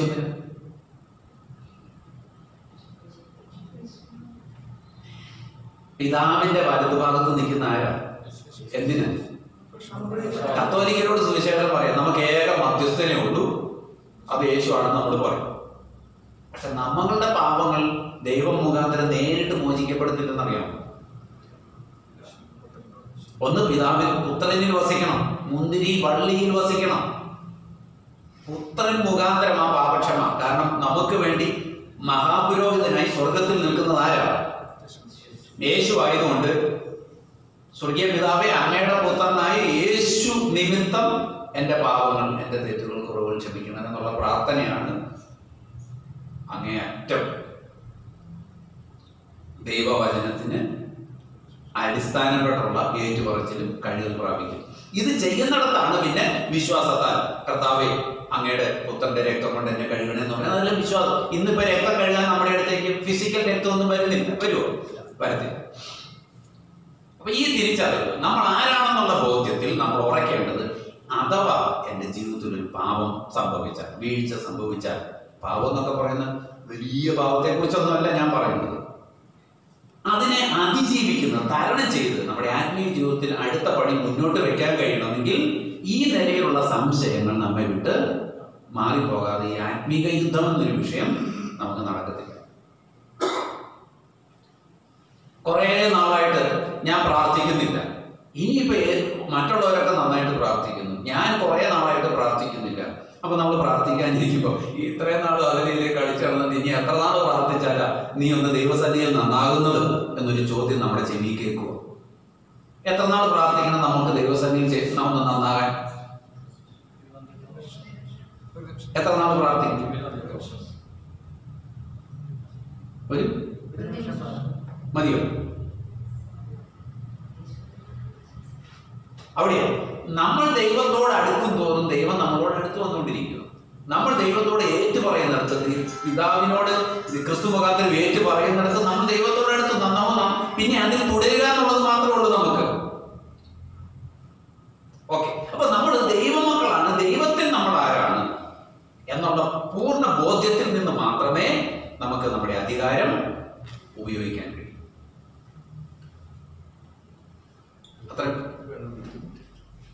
അത്രയും മനസ്സിലായോ? ഓക്കെ. ഇനി നമ്മൾ ആ വിഷയങ്ങൾ കുറച്ചുകൂടി മുന്നോട്ട് പോകുമ്പോൾ കുറച്ചുകൂടി ആധികാരികമായിട്ട് ഈ വിഷയങ്ങളിലേക്ക് നോക്കും. അപ്പൊ ഇന്ന് രാത്രി നിങ്ങൾ ആരാ? ദൈവസേനയിൽ നിങ്ങൾ ആരാ? ഇന്ന് രാത്രി എന്ന് പറഞ്ഞാൽ നമ്മളിപ്പോ ചിന്തിക്കുന്ന ഒരു കാര്യത്തോടെ ബന്ധത്തില്ല. വിശുദ്ധരാണോ? ആണോ? അതെ. വാക്യങ്ങൾ എവിടെയാ? കുറേ വചനം വായിച്ചു നമ്മൾ, അതെല്ലാം അതിന്റെ വാക്യങ്ങളാണ്. മറ്റ് നിങ്ങൾ ദൈവമക്കളാണോ? പാപം ചെയ്താലും മക്കളെന്നുള്ള സ്ഥാനം നഷ്ടപ്പെടുവോ? പാപം ചെയ്താലും നഷ്ടപ്പെടത്തില്ലേ? പാപം ചെയ്താലും നഷ്ടപ്പെടത്തില്ലേ?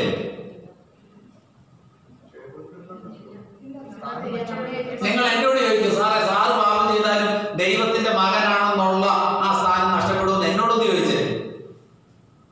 ഞാൻ പറയില്ല. അപ്പൊ അതിന്റെ അർത്ഥം എന്താ? പൗലോസിന്റെ ചോദ്യം തിരിച്ചങ്ങോട്ട്, അതുകൊണ്ട് പാപം ചെയ്യുകയെന്നോ? ആ വാക്കും തന്നെ പറഞ്ഞേ, ഒരു നാളുമല്ല. പാപത്തിൽ തന്നെ നമ്മൾ കണ്ടിന്യൂ ചെയ്യുമ്പോൾ ദൈവത്തിൽ നിന്ന് അകന്ന് ചെല്ലുന്ന ഒരു മണ്ഡലമുണ്ട്.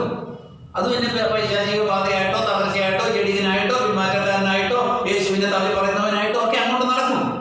അതുപോലെയാണോ രാവിലെ അകാരണമായിട്ട് കൊച്ചിനെ ഒന്ന് തല്ലി, ഭാര്യ ഒന്ന് വഴക്ക് പറഞ്ഞു, അതും അല്ലെങ്കിൽ അങ്ങനെ അങ്ങനെ പലതും സംഭവിച്ചു. അതിന്റെ പേരിൽ ദൈവമകൻ അല്ലാതായി തീരുവാണോ? അല്ല. അതിന്റെ അർത്ഥം പെരുമാസ് പറഞ്ഞിട്ടുണ്ട്, ഭാര്യ ഒന്ന് പണിയെന്ന് ഓർത്ത് കുഴപ്പമില്ല, ഭർത്താവിന്റെ കാര്യം ചാടിയെന്ന് ഓർത്ത് കുഴപ്പമില്ല എന്നാണ് ഞാൻ പറയുന്നത്. പക്ഷെ സംഭവിക്കാം. ഞാനിത് പറഞ്ഞാലും പറഞ്ഞില്ലെങ്കിൽ ഇതൊക്കെ സംഭവിക്കാറില്ലേ? സംഭവിക്കാറുണ്ട്. എന്നിട്ടും നമ്മൾ ദൈവമക്കളാണോ? എന്നാലും എന്തുകൊണ്ട് നമ്മൾ നമ്മളുടെ പ്രാപ്തി കൊണ്ടല്ല. നിങ്ങളോ രക്ഷിക്കപ്പെടുവാൻ നിങ്ങളുടെ പ്രവൃത്തികൾ കാരണമല്ല, ദൈവകൃപയാൽ അത്രേ, വിശ്വാസത്താൽ നിങ്ങൾ ഇനിയും അതേ നടക്കത്തുള്ളൂ. നമ്മുടെ ദൈനംദിന ജീവിതത്തിലും കൃപയാൽ വിശ്വാസത്താൽ മാത്രമേ നമുക്ക് രക്ഷയിൽ മുന്നോട്ട് പോകാൻ കഴിയൂ. മാനസാന്തരം ഒരിക്കലായിട്ട് സംഭവിക്കുന്നത് മാത്രമല്ല, അതിനൊരു ഭാഗം, അത് മറുഭാഗത്ത് ഇത് നിരന്തരം നടക്കേണ്ടുന്ന ഒരു കാര്യമാണ്. ഏറ്റുപറച്ചിലും കഴുകൽ പ്രാപിക്കലും വിശുദ്ധീകരണം പ്രാപിക്കലും കൃപമേൽ കൃപ പ്രാപിക്കലും ഒക്കെ നിരന്തരമായിട്ട് നടക്കേണ്ടുന്ന ഒരു കാര്യമാണ്. Praise the Lord. അപ്പോൾ ഒരു ഭൂതത്തെ പുറത്താക്കാൻ നിൽക്കുമ്പോൾ, ആക്കുമെന്നല്ല ഞാൻ പറയാം, ആക്കാനായിട്ട് നിൽക്കുമ്പോൾ നമ്മളെ അതിൽ നിന്ന് പുറകോട്ട് വലിക്കുന്നത് നമ്മുടെ ജീവിതത്തിൽ വന്ന ഒരു തെറ്റാണെന്നിരിക്കട്ടെ, എന്താ അത് പുറകോട്ട് പിൻവലിക്കാനൊരു കാരണം? നമ്മുടെ പ്രാഗൽഭ്യമില്ലായ്മ. അപ്പൊ അതെന്ത് ചെയ്യണം? ഏറ്റുപറയുക, ഉപേക്ഷിക്കുക. ഇനി നേരത്തെ പറഞ്ഞു, പിശാച് നമ്മുടെ നീ അങ്ങനെയല്ലേ എന്ന് ചോദിച്ചാൽ പോലും നമുക്ക് തിരിച്ചു ചോദിക്കാൻ എന്താ മാർഗമുള്ളത്? പിശാച് നീ ചോദ്യം ചെയ്തു എന്നിരിക്കട്ടെ, നീ ഇന്ന് ഭാര്യയോട് വഴക്കുണ്ടാക്കിയില്ലേ, ഭർത്താവിനോട് വഴക്കുണ്ടാക്കിയില്ലേ, എന്നിട്ടാണോ നീ എന്റെ നേരെ വരുന്നതെന്ന് ചോദിച്ചെന്നിരിക്കട്ടെ, എന്താ മറുപടി?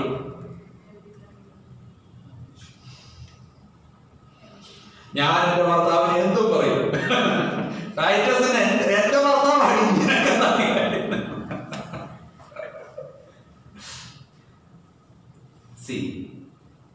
നമ്മൾ ഒരിക്കലായിട്ട് ദൈവം നമ്മെ വിലയ്ക്ക് വാങ്ങിയിരിക്കുന്നതാണ്. യേശുവിന്റെ രക്തം കൊണ്ട് അവൻ മറുവിലയായി തീർന്നു, നമ്മളെ വിലയ്ക്ക് വാങ്ങിയിരിക്കുന്നതാണ്.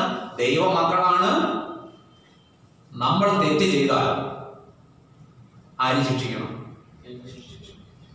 ദൈവം ശിക്ഷിക്കണം. നമ്മൾ തെറ്റ് ചെയ്താൽ ദൈവം പിശാചിനെ പറഞ്ഞു വിട്ട് ശിക്ഷിക്കുമോ?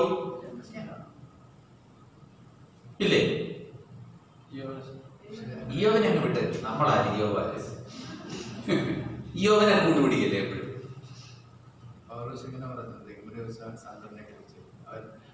ക്രിസ്തുവിന്റെ നാടിന് രക്ഷപ്പെടേണ്ടത് ഞാൻ അവനെ സാത്താനെ ഏൽപ്പിച്ചു. അത് പുറത്തേക്ക് തള്ളി, അത് ഇച്ചിരി കടന്ന വേറൊരു കേസാണ്, അതും വിട്ടു. ഞാൻ ചോദിക്കുന്നതല്ല, ഞാൻ എന്താ ചോദിച്ചത്? സാത്താനെ ഏൽപ്പിക്കും. ആ, അതാ ചോദ്യം. ഏൽപ്പിക്കൂ. നമ്മളൊരു തെറ്റ് ചെയ്തു, നമ്മളെ ശിക്ഷിക്കാൻ വേണ്ടി ദൈവം സാത്താനെ പറഞ്ഞ് വീട്ടിൽ വിടുവോ? പക്ഷെ അങ്ങനെ ഒരു സംശയം തോന്നാറില്ലേ? ആരെങ്കിലും പ്രസംഗിച്ച് കേട്ടിട്ടുണ്ടോ? നീ അതൊക്കെ ചെയ്തിട്ട് പോയാൽ സാത്താൻ പിശാച് നിന്റെ പറഞ്ഞ വീട്ടിലേക്ക് വരുമെന്ന് കേട്ടിട്ടുണ്ടോ? അപ്പൊ തിരിഞ്ഞു നോക്കി നടന്നിട്ടില്ലേ? അല്ല, അങ്ങനെ കേട്ടിട്ടില്ലേ? അങ്ങനെ കേട്ടിട്ട് പേടിച്ച് വീട്ടിൽ പോയിട്ടില്ലേ? എന്തെങ്കിലും വീട്ടിൽ പ്രശ്നം വരുമ്പോ അല്ലേലും പാസ് പറഞ്ഞു പിശാച് വരുമെന്ന് ഭാര്യമാരറിഞ്ഞു പിടിക്കുകയാണ്, അല്ലേലും പറഞ്ഞു, ഭർത്താക്കന്മാരും പറഞ്ഞു തിരിക്കും. അപ്പൊ അങ്ങനെ പിശാച് പുറകെ വീട്ടിൽ വരുമോ? വരാം. എന്തുകൊണ്ടാണെന്നറിയോ? ആരും അയക്കാതെ എങ്ങനെ, കേൾക്കാതെ എങ്ങനെ വിശ്വസിക്കും? കേട്ടോ, ഇതിന്റെ മർമ്മം എന്താണെന്നാ പറഞ്ഞു വരുന്നത്. കേൾക്കാതെ എങ്ങനെ വിശ്വസിക്കും? ആദ്യത്തെ വിശ്വസിക്കാതെ എങ്ങനെ രക്ഷിക്കപ്പെടും? പക്ഷെ കേൾക്കാതെ എങ്ങനെ വിശ്വസിക്കും? ആരും പ്രസംഗിക്കാതെ എങ്ങനെ കേൾക്കും? പക്ഷെ അയക്കാതെ എങ്ങനെ? അപ്പൊ ഒരു പാസ്റ്റർ വന്നിട്ട് പറയാം, നീ എന്തെങ്കിലുമൊക്കെ ചെയ്തിട്ട് പിശാചിനെ പുറത്താക്കാനാന്ന് പറഞ്ഞ് അങ്ങോട്ട് നിൽക്കുക, അത് നിന്റെ മേത്ത് കയറും. തീർന്നേ, നമ്മുടെ ശുശ്രൂഷ അവിടെ കൊണ്ട് നിർത്തിയേ. അടുത്തത്, നീ എന്തെങ്കിലുമൊക്കെ ചെയ്തിട്ട് നടന്നോ, വീട്ടിൽ പോയിക്കോ, നിന്റെ കൂടെ കുഞ്ഞപ്പൻ എന്നൊക്കെയായി പാസ്റ്റർമാർ, കുഞ്ഞപ്പൻ വീട്ടിൽ വരും. നമ്മളിത് കേട്ടു. ഇതൊക്കെ കേട്ട് അന്ന് സഭയിൽ ഭയങ്കര ആരാധനയൊക്കെ നടന്നു. മനസ്സിലായില്ലേ? കുറെ പേരൊക്കെ ആത്മാവിലുമായി. നമ്മളൊക്കെ ഇത് കണ്ട് പുറത്തേക്ക് ഇറങ്ങി ഒരു കുഴപ്പം വന്നു. അപ്പം മുതൽ നമ്മൾ ചിന്തിക്കുക, ഇന്ന് വീട്ടിൽ എന്തെങ്കിലും കുഴപ്പമുണ്ടാകും. സഭായോഗം കഴിഞ്ഞിറങ്ങി കടയിൽ ഒരു സാധനം വാങ്ങിക്കാൻ ചെന്നപ്പോൾ ഭാര്യ ഭർത്താവ് തമ്മിൽ പിണങ്ങി. അത് വേണ്ടെന്നല്ല നിന്നോട് പറയും, അങ്ങോട്ട് വാടി കാണിച്ചു തരാം. കടയിൽ സാധനം വാങ്ങിക്കാൻ കയറിയതേ ഉള്ളൂ, എന്തോ കുക്ക് ചെയ്യേണ്ട കാര്യം പറഞ്ഞു പിടിച്ചു വന്നപ്പോൾ അങ്ങോട്ടും ഇങ്ങോട്ടും ഉടക്കാൻ. വീട്ടിലേക്ക് പോകുന്ന വഴിക്കൊക്കെ രണ്ടുപേരുടെ ഉള്ളിൽ എന്താ?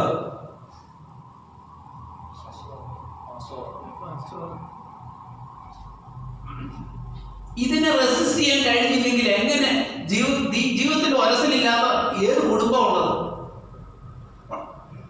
ഉണ്ടോ?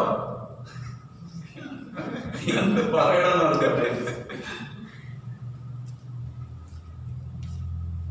ഇതിനെങ്ങനെ റെസിസ്റ്റ് ചെയ്യുന്നത്?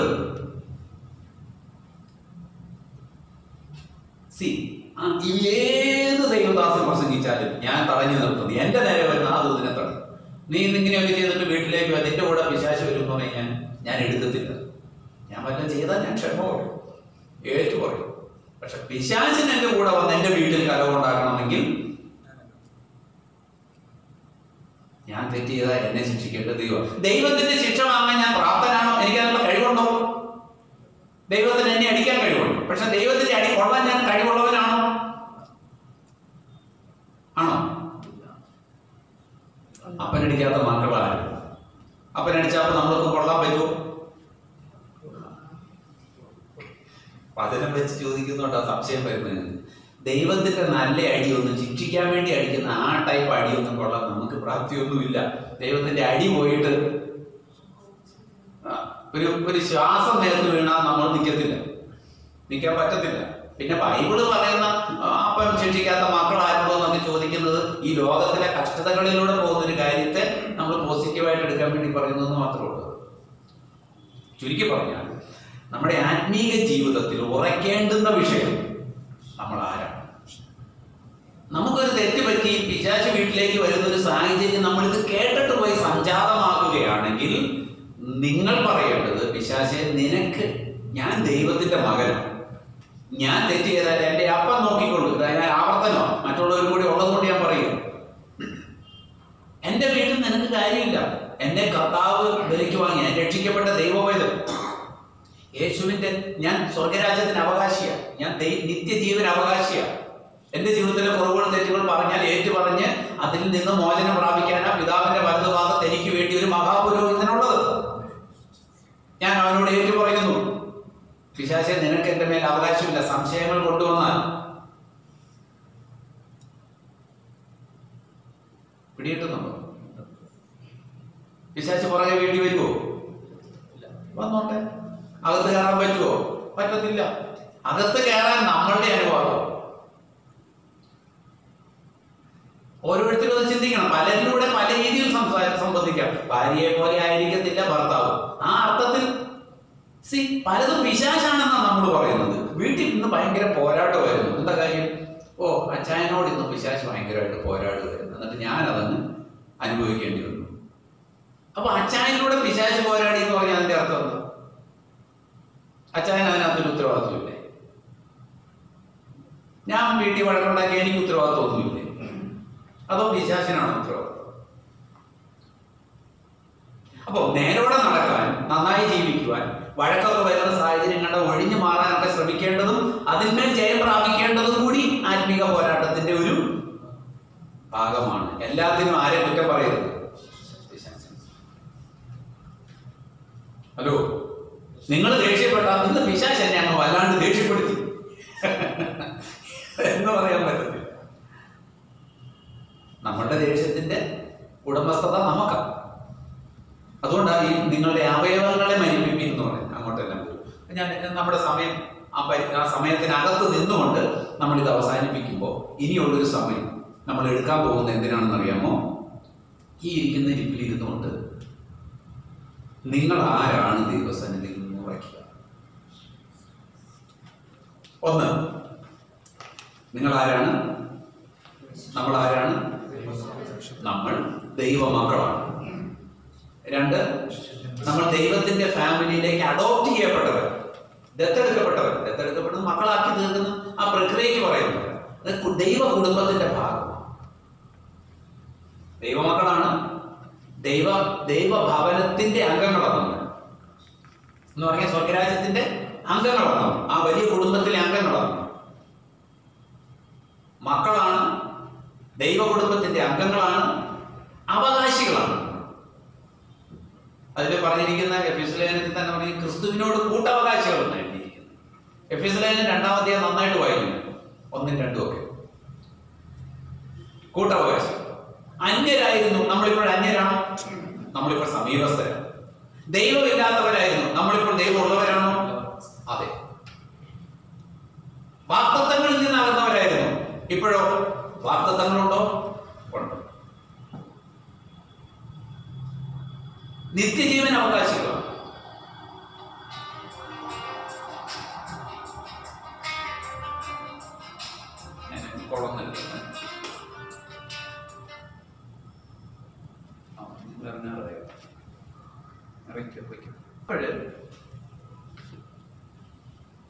ഇങ്ങനെ ഒരുപാട് കാര്യങ്ങളുണ്ട്. പിന്നെ പാപം ചെയ്താൽ അത് ക്ഷമിക്കുന്ന ഒരു കർത്താവ് നമുക്ക് സ്വർഗത്തിലുണ്ട്. എങ്ങനെയാണ് എന്റെ റൂട്ട് എന്താ? ക്രിസ്തു മുഖാന്തരം ദൈവത്തോട് ഏറ്റു പറയാം, കർത്താവേ നിന്റെ രക്തത്താൽ എന്നെ കഴുകണമേ. പിശാച് നമ്മളോട് അവകാശം പറയൂ, നിന്നെ അത് ചെയ്യും, നിന്നെ അപകടത്തിൽപ്പെടുത്തും, നിന്റെ വീട്ടിൽ വരും, നിന്നെ ബാധിക്കും എന്ന് പറഞ്ഞാൽ പിശാചിന് അതിനുള്ള അധികാരമില്ല. എന്തുകൊണ്ടില്ല? ഞാൻ ദൈവത്തിന്റെ മകനാണ്. എനിക്കൊരു പ്രശ്നം വന്നാൽ ശിക്ഷിക്കുന്നത് രക്ഷിക്കുന്നത് ദൈവമാണ്. ദാവീദിനോട് യഹോവ ചോദിച്ച എങ്ങനെയാണ്? നിന്റെ മുമ്പിൽ ഞാൻ 3 ഓപ്ഷൻ വെക്കുന്നു. ദാവീദ് ഇസ്രായേലിനെ എണ്ണിയപ്പോൾ 3 ഓപ്ഷൻ വെച്ചു. ക്ഷാമം, ശത്രു പുറകെ വരിക, ദൈവം മഹാവ്യാധി കൊണ്ട് ദണ്ഡിപ്പിക്കും. ഏത് വേണമെന്ന് ചോദിച്ചാൽ പറയാം, ഞാൻ വീഴുന്നെങ്കിൽ യഹോവയുടെ കയ്യിൽ വീഴട്ടെ എന്ന് പറഞ്ഞു. അപ്പോ ഇന്ന് നമ്മൾ ആ കാലഘട്ടത്തിൽ പോലുമല്ല. നമ്മളെ ശിക്ഷിക്കുന്ന ആരാ? ദൈവമായിരിക്കണം. കാരണം പിശാചിന്റെ ആധിപത്യം നമ്മളുടെ മേലില്ല. ദൈവമക്കളാണ് നമ്മൾ, ദൈവത്തിന്റെ കുടുംബക്കാരാണ് നമ്മൾ, വിശുദ്ധരാണ് നമ്മൾ, വേർതിരിക്കപ്പെട്ടവരാണ് നമ്മൾ. ഉറപ്പുണ്ടോ? എന്താ ഇതിന്റെ ഉറപ്പിന്റെ അടിസ്ഥാനം എന്താ? വചനം. അപ്പൊ നിങ്ങൾ വിശുദ്ധരാണോ? പിന്നെ കൈവന്നില്ല. വിശുദ്ധരാണോ? വിശുദ്ധയാണോ? എന്താ അതിന്റെ അടിസ്ഥാനം? വചനം മാത്രമാണോ അടിസ്ഥാനം? നമ്മുടെ അകത്ത ബോധ്യമാണത്.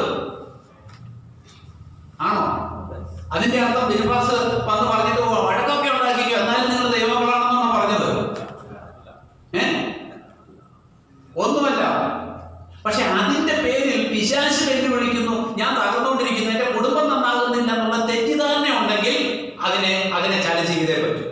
അതിന്റെ പേരിൽ നമുക്കുള്ള ഉയർച്ചയും വളർച്ചയും ഒന്നും തടഞ്ഞു നിർത്താൻ ആരെ കൊണ്ട് പറ്റത്തില്ല. പിശാചിന് അവകാശമില്ല. അതിന്റെ അർത്ഥം നമ്മൾ ഇങ്ങനെയെല്ലാം ചെയ്തിട്ട് ദൈവം ഉയർത്തും എന്ന് പറഞ്ഞ് ജീവിക്കാനും പറ്റുമോ? പറ്റത്തില്ല. അപ്പൊ നന്നാകണം, നന്നായി പോകണം, വിശുദ്ധരായിട്ട് ജീവിക്കണം. പക്ഷെ പിശാചിന്റെ ഈ തരത്തിലുള്ള വെല്ലുവിളികളെ അതിജീവിക്കാൻ നമ്മൾ ജീവിക്കണം. വെല്ലുവിളികളെ അതിജീവിച്ചാൽ പിന്നെ അടുത്ത മാർഗം എന്താ? ദൈവഗത പ്രകാരം വളരുവാൻ നമ്മൾ നമ്മളെ തന്നെ ഏൽപ്പിക്കുകയും അതിനകത്തോണം ജീവിക്കുകയും ചെയ്യാന്നുള്ളതാണ് അതിൻ്റെ ഒരു കാര്യം. അത്രയും പിടികിട്ടിയോ? ബുക്കുകളൊക്കെ അടച്ചോ? നമുക്ക് അല്പ സംശയം ദൈവസഭയെ സംബന്ധിച്ചിട്ട്.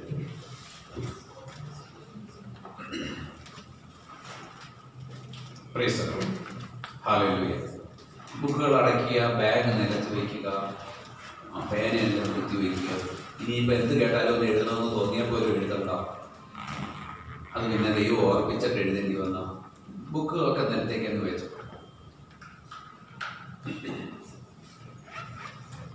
അങ്ങ് ഫ്രീ ആയി എന്ന് പറയുമ്പോൾ ഇവിടെ വേറൊന്നും സംഭവിക്കാൻ പോകുന്നില്ല. പക്ഷെ നമ്മുടെ കയ്യിലൊരു സാധനം ഇരിക്കുന്നതിൻ്റെ പേരിലൊന്ന് കൈ കൂപ്പുന്നതിനോ കെട്ടിയിരിക്കുന്നതിനോ കൈ ഒന്ന് മാറ്റി വയ്ക്കുന്നതിനോ ഒന്നും ഒരു തടസ്സമൊന്നും വേണ്ട.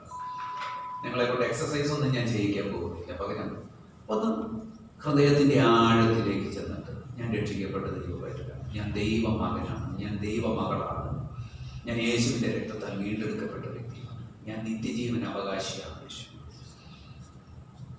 എന്നെ പൗലോസ് ചോദിക്കുന്നത് എങ്ങനെയാണ്? ക്രിസ്തുവിന്റെ സ്നേഹത്തിൽ നിന്ന് നമ്മളെ വേർപിരിക്കുന്നത് ആര് എന്നൊരു ചോദ്യമുണ്ട്. പാപം എന്നൊരു വാക്ക് ആ പട്ടികയിലില്ല. പാപത്തെ സത്യത്തിൽ നമ്മുടെ ദൈവത്തിൽ നിന്ന് അകറ്റാം. പക്ഷെ നമ്മൾ ഏറ്റുപറയുകയും നെരുപ്പ് പ്രാപിക്കുകയും ചെയ്യുവാൻ നമുക്ക് ദൈവം സാവകാശം തന്നിരിക്കുന്നിടത്തോളം കാലം പാപത്തിനും നമ്മെ ദൈവത്തിൽ നിന്ന് അകറ്റാൻ കഴിയില്ല. എങ്ങനെയാണെങ്കിൽ മാത്രം നമുക്കത് ഏറ്റുപറഞ്ഞ് നിരപ്പ് പ്രാപിച്ച് പുത്രൻ മുഖാന്തരം ദൈവത്തോട് ഏറ്റുപറഞ്ഞ് നിരപ്പ് പ്രാപിക്കുവാൻ സാവകാശം ഉള്ളിടത്തോളം കാലം പാപത്തിന് പോലും നമ്മെ ദൈവത്തിൽ നിന്ന് അകറ്റാൻ കഴിയത്തില്ല. നേരെ മറിച്ച് ഒരാൾ പാപത്തിൽ തന്നെ തുടർന്നാൽ ആ വ്യക്തി ദൈവത്തിൽ നിന്ന് അകന്നകന്ന് പോയിക്കൊണ്ടിരിക്കുക. ഞാൻ ദൈവ പൈതലാണെന്ന് ഉറപ്പിച്ച് പറഞ്ഞാൽ ഞാൻ ദൈവമാണ്. ആരും കേൾക്കണ്ട, നിങ്ങൾ ഹൃദയത്തിൽ സ്വയം പറഞ്ഞാൽ മതി. ആരും കേൾക്കണ്ട. ഞാൻ ദൈവ പൈതൽ, ഞാൻ ദൈവമകനാണ്, ഞാൻ ദൈവത്തിന്റെ മകളാണ്, യേശുവിന്റെ രക്തം കൊണ്ട് കഴുകൽ പ്രാപിച്ച വ്യക്തിയാണ്, ഞാൻ വാഗ്ദത്തങ്ങൾക്ക് അവകാശമാണ്, പരിശുദ്ധാത്മാവിന് അവകാശിയാണ്, ദൈവിക പരിപാലനത്തിന് അവകാശിയാണ്, ദൈവിക സംരക്ഷണത്തിന് അവകാശിയാണ്. എൻ്റെ ജീവിതത്തിൽ ഒരു തെറ്റോ കുറവോ വന്നാൽ പിശാചിന് എന്നെ വെല്ലുവിളിച്ച് എന്നെ ജയമെടുക്കാൻ അവകാശമില്ല എന്ന് ഞാൻ ഉറച്ചു വിശ്വസിക്കുന്നു. അത് വചനം നമുക്ക് തരുന്ന ഉറപ്പാണ്. ഹല്ലേലൂയ. ധൃതി പിടിച്ചൊന്നും അന്യഭാഷയിലേക്ക് ഒന്നും കയറണം. ഇത് ഹൃദയത്തിനകത്ത് ആവർത്തിച്ച് അടിവരയിട്ട് പറഞ്ഞാട്ടെ, പിശാച് നിനക്ക് എൻ്റെ മേൽ ചെയ്യുന്നില്ല, പാപമേ നിനക്ക് എൻ്റെ മേൽ അവകാശമില്ല. ഞാനതിൻ്റെ കർത്താവിനോട് ഏറ്റുപറയുന്നു, എനിക്കതിൽ നിന്ന് പൂർണ്ണ വിടുതലുണ്ട്. നിങ്ങളുടെ പാപം എത്ര കടുംചുവപ്പാണെങ്കിലും ഞാനതിനെ ഹിമം പോലെ വെളുപ്പിക്കാമെന്ന് പറഞ്ഞ ഒരു കർത്താവ് എത്ര കടുംചുവപ്പാണ്. Hallelujah, hallelujah. അതുകൊണ്ട് ഞാൻ വിശുദ്ധനാണ്, ഞാൻ വിശുദ്ധയാണ്, ഞാൻ ദൈവമകനാണ്, ദൈവമകളാണ്, വാഗ്ദത്തത്തിന് അവകാശിയാണ്. ഹല്ലേലൂയ. ദൈവിക അധികാരം എന്നിലുണ്ട്. ഞാൻ അവനെ കൈക്കൊണ്ട് അവന്റെ നാമത്തിൽ വിശ്വസിച്ചിരിക്കാൻ ഞാൻ ദൈവമകനാകുവാൻ, മകളായി ഇരിക്കാനുള്ള അധികാരം എൻ്റെ ജീവിതത്തിലുണ്ട്. ഹല്ലേലൂയ. ഓ ഹല്ലേലൂയ.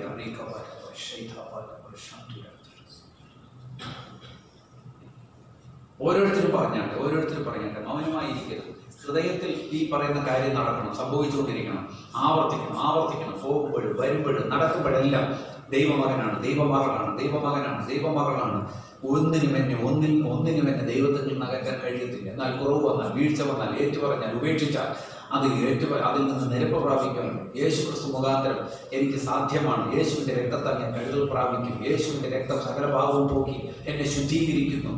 പിശാച് നിനക്ക് എൻ്റെ മേൽ ഈ പേര് പറഞ്ഞ് എൻ്റെ വീട്ടിൽ വരുവാൻ, എൻ്റെ കുടുംബം തകർക്കാൻ, ഇതെല്ലാം പലരും പറഞ്ഞ് ഞാൻ കേട്ടിട്ടുണ്ട്. പക്ഷേ ഇന്ന് രാത്രി ഞാനൊരു കാര്യം മനസ്സിലാക്കിയിട്ടുണ്ട്. ഈ പേര് പറഞ്ഞ് നിനക്ക് എൻ്റെ പുറകെ വരാൻ അവകാശമുണ്ട്. യേശുവിൻ്റെ നാമത്തിൽ എന്നെ വിട്ട് മാറ്, കുടുംബം വിട്ട് മാറ്, എൻ്റെ ഭാവിയെ വിട്ട് മാറ്, എൻ്റെ വരുമാന മാർഗത്തെ വിട്ട് നീ മാറിക്കോ. അതുകൊണ്ടല്ല തകർച്ച വരുന്നത്, അതുകൊണ്ടാണ് ഇന്ന കാര്യം കൊണ്ടാണ് തകർച്ച വരുന്നതെന്ന് പിശാച് മന്ത്രിക്കുന്നെങ്കിൽ യേശുവിൻ്റെ നാമത്തിൽ ആ ചിന്തകളെല്ലാം ഇന്ന് രാത്രി ശാസിച്ച് അകറ്റിക്കണം. ഞാനൊരു ദൈവപൈതലാണ്. ഞാൻ എന്തെങ്കിലും കുറ്റം ചെയ്താൽ അത് ചോദിക്കുന്നവൻ കർത്താവാണ്, നീയല്ല പിശാചേ. എന്നാൽ ദൈവത്തിലേക്ക് തിരിഞ്ഞിട്ട് ക്ഷമ ചോദിച്ചാട്ടെ, കർത്താവേ നിന്റെ കൈ എൻ്റെ മേൽ വീണാൽ ഞാൻ നിലനിൽക്കുകയില്ല.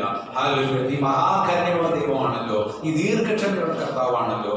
പുത്രന്റെ നാമത്തിൽ എന്നോട് ക്ഷമിക്കാമെന്ന് പറഞ്ഞല്ലോ. മഹാപുരോഹിതനായ യേശു അങ്ങയുടെ വലതുഭാഗത്ത് എനിക്ക് വേണ്ടി പക്ഷപാതം ചെയ്യുന്നുണ്ടല്ലോ. ഞാനത് വിശ്വസിക്കുന്നു. കർത്താവ് യേശുവേ, എനിക്ക് വേണ്ടി പക്ഷപാതം ചെയ്യണമേ. പിതാവേ, അങ്ങയുടെ പുത്രനായ യേശു മുഖാന്തരം എന്റെ പാപങ്ങൾ ക്ഷമിക്കണമേ, കുറവുകൾ ക്ഷമിക്കണമേ, വേദനകൾ പൊറുക്കണമേ. അവൻ വല്ലായ്മകൾ വന്നു ഭവിച്ചത് ക്ഷമിക്കണമേ.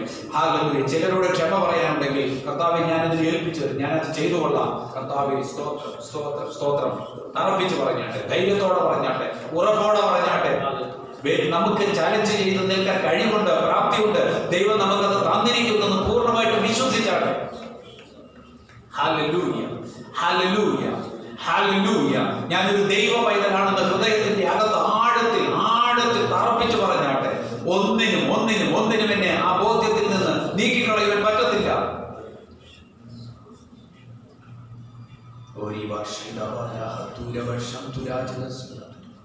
കർത്താവേ, എല്ലാ സംശയ വിചാരങ്ങളും നിന്റെ ജനമാകുന്ന ഞങ്ങളിൽ നിന്ന് മാറിപ്പോകട്ടെ. ദൈവ പൈതലാണോ എന്ന ചോദ്യത്തിന് വ്യക്തമായി മറുപടി കൊടുക്കാൻ കഴിയാതിരിക്കുന്നവർ ഇനി മുതൽ ധൈര്യത്തോടെ അതെ ഞാനൊരു ദൈവ പൈതലാണ്, വിശുദ്ധനാണോ എന്ന ചോദ്യത്തിന്, വിശുദ്ധയാണോ എന്നൊരു ചോദ്യത്തിന് അതെ ഞാനൊരു വിശുദ്ധനാണെന്ന് ധൈര്യത്തോടെ. അപ്പോൾ നിങ്ങൾ പാപം ചെയ്തിട്ടില്ല, ഉണ്ട്. പക്ഷേ ഞാൻ എന്റെ പാപങ്ങൾ ഏറ്റുപറഞ്ഞ് നിരപ്പ് പ്രാപിച്ചതിനാൽ ഞാൻ വിശുദ്ധീകരിക്കപ്പെട്ടുകൊണ്ടേയിരിക്കുകയാണ്. ഓരോ ദിവസവും ഞാൻ വിശുദ്ധീകരിക്കപ്പെടുകയാണ്. ഓരോ നിമിഷവും ഞാൻ വിശുദ്ധനായിക്കൊണ്ടിരിക്കുകയാണ്. എന്തുകൊണ്ടെന്നാൽ ഒരു വിശുദ്ധയുടെ ലക്ഷണം ഏറ്റുപറച്ചിലാണ്, കഴുകം പ്രാപിക്കലാണ്, ദൈവത്തിന്റെ കൃപാസനത്തോട് സമയഭേദമില്ലാതെ അടുത്തു ചെല്ലലാണ്. Hallelujah, hallelujah. മനസ്സ് മടുത്തിരിക്കുന്ന, എന്നെ കൊണ്ട് കഴിയുന്നില്ലല്ലോ, എന്റെ ഈ ജീവിതത്തിൽ ഈ കുഴപ്പം കൊണ്ടൊക്കെയാണ് എനിക്ക് കുറവ് വരുന്നത്, എന്റെ തകർച്ച വരുന്നതെന്ന് ചിന്തിച്ചിരിക്കുന്നവര് ഇന്ന് പകൽ ഏറ്റുപറയും, അതുകൊണ്ടല്ല ഞാൻ ഏറ്റുപറഞ്ഞാൽ ദൈവം അത് ക്ഷമിച്ച് എന്റെ സങ്കടങ്ങളിൽ നിന്ന് വിടുവിക്കുന്ന, എന്റെ ദുരിതങ്ങളിൽ നിന്ന് വിടുവിക്കുന്ന, എന്റെ ബലഹീനതകളിൽ നിന്ന് വിടുവിക്കുന്ന, എന്റെ രോഗത്തിൽ നിന്ന് വിടുവിക്കുന്ന, എന്റെ തകർച്ചയിൽ നിന്ന് വിടുവിക്കുന്ന നല്ലവനായ സ്നേഹമുള്ള മനസ്സിലുള്ള ഒരു കർത്താവാണ് എനിക്കുള്ളത്. ഹല്ലേലൂയ. നിങ്ങൾ പറഞ്ഞാട്ടെ, ഞാൻ പറയുന്നത് കേട്ട് ആമേൻ പറയുകയല്ല, നിങ്ങൾ പറഞ്ഞാട്ടെ. എന്നെ വിടുവിക്കുന്ന ഒരു കർത്താവാണുള്ളത്, എന്നെ സ്നേഹിക്കുന്ന ഒരു കർത്താവാണുള്ളത്, എന്റെ പാപങ്ങൾ കണക്കിടാതെ സമൂഹത്തിന്റെ ആഴത്തിലേക്ക് എറിഞ്ഞു കളയുന്ന ഒരു കർത്താവാണ് എനിക്കുള്ളത്.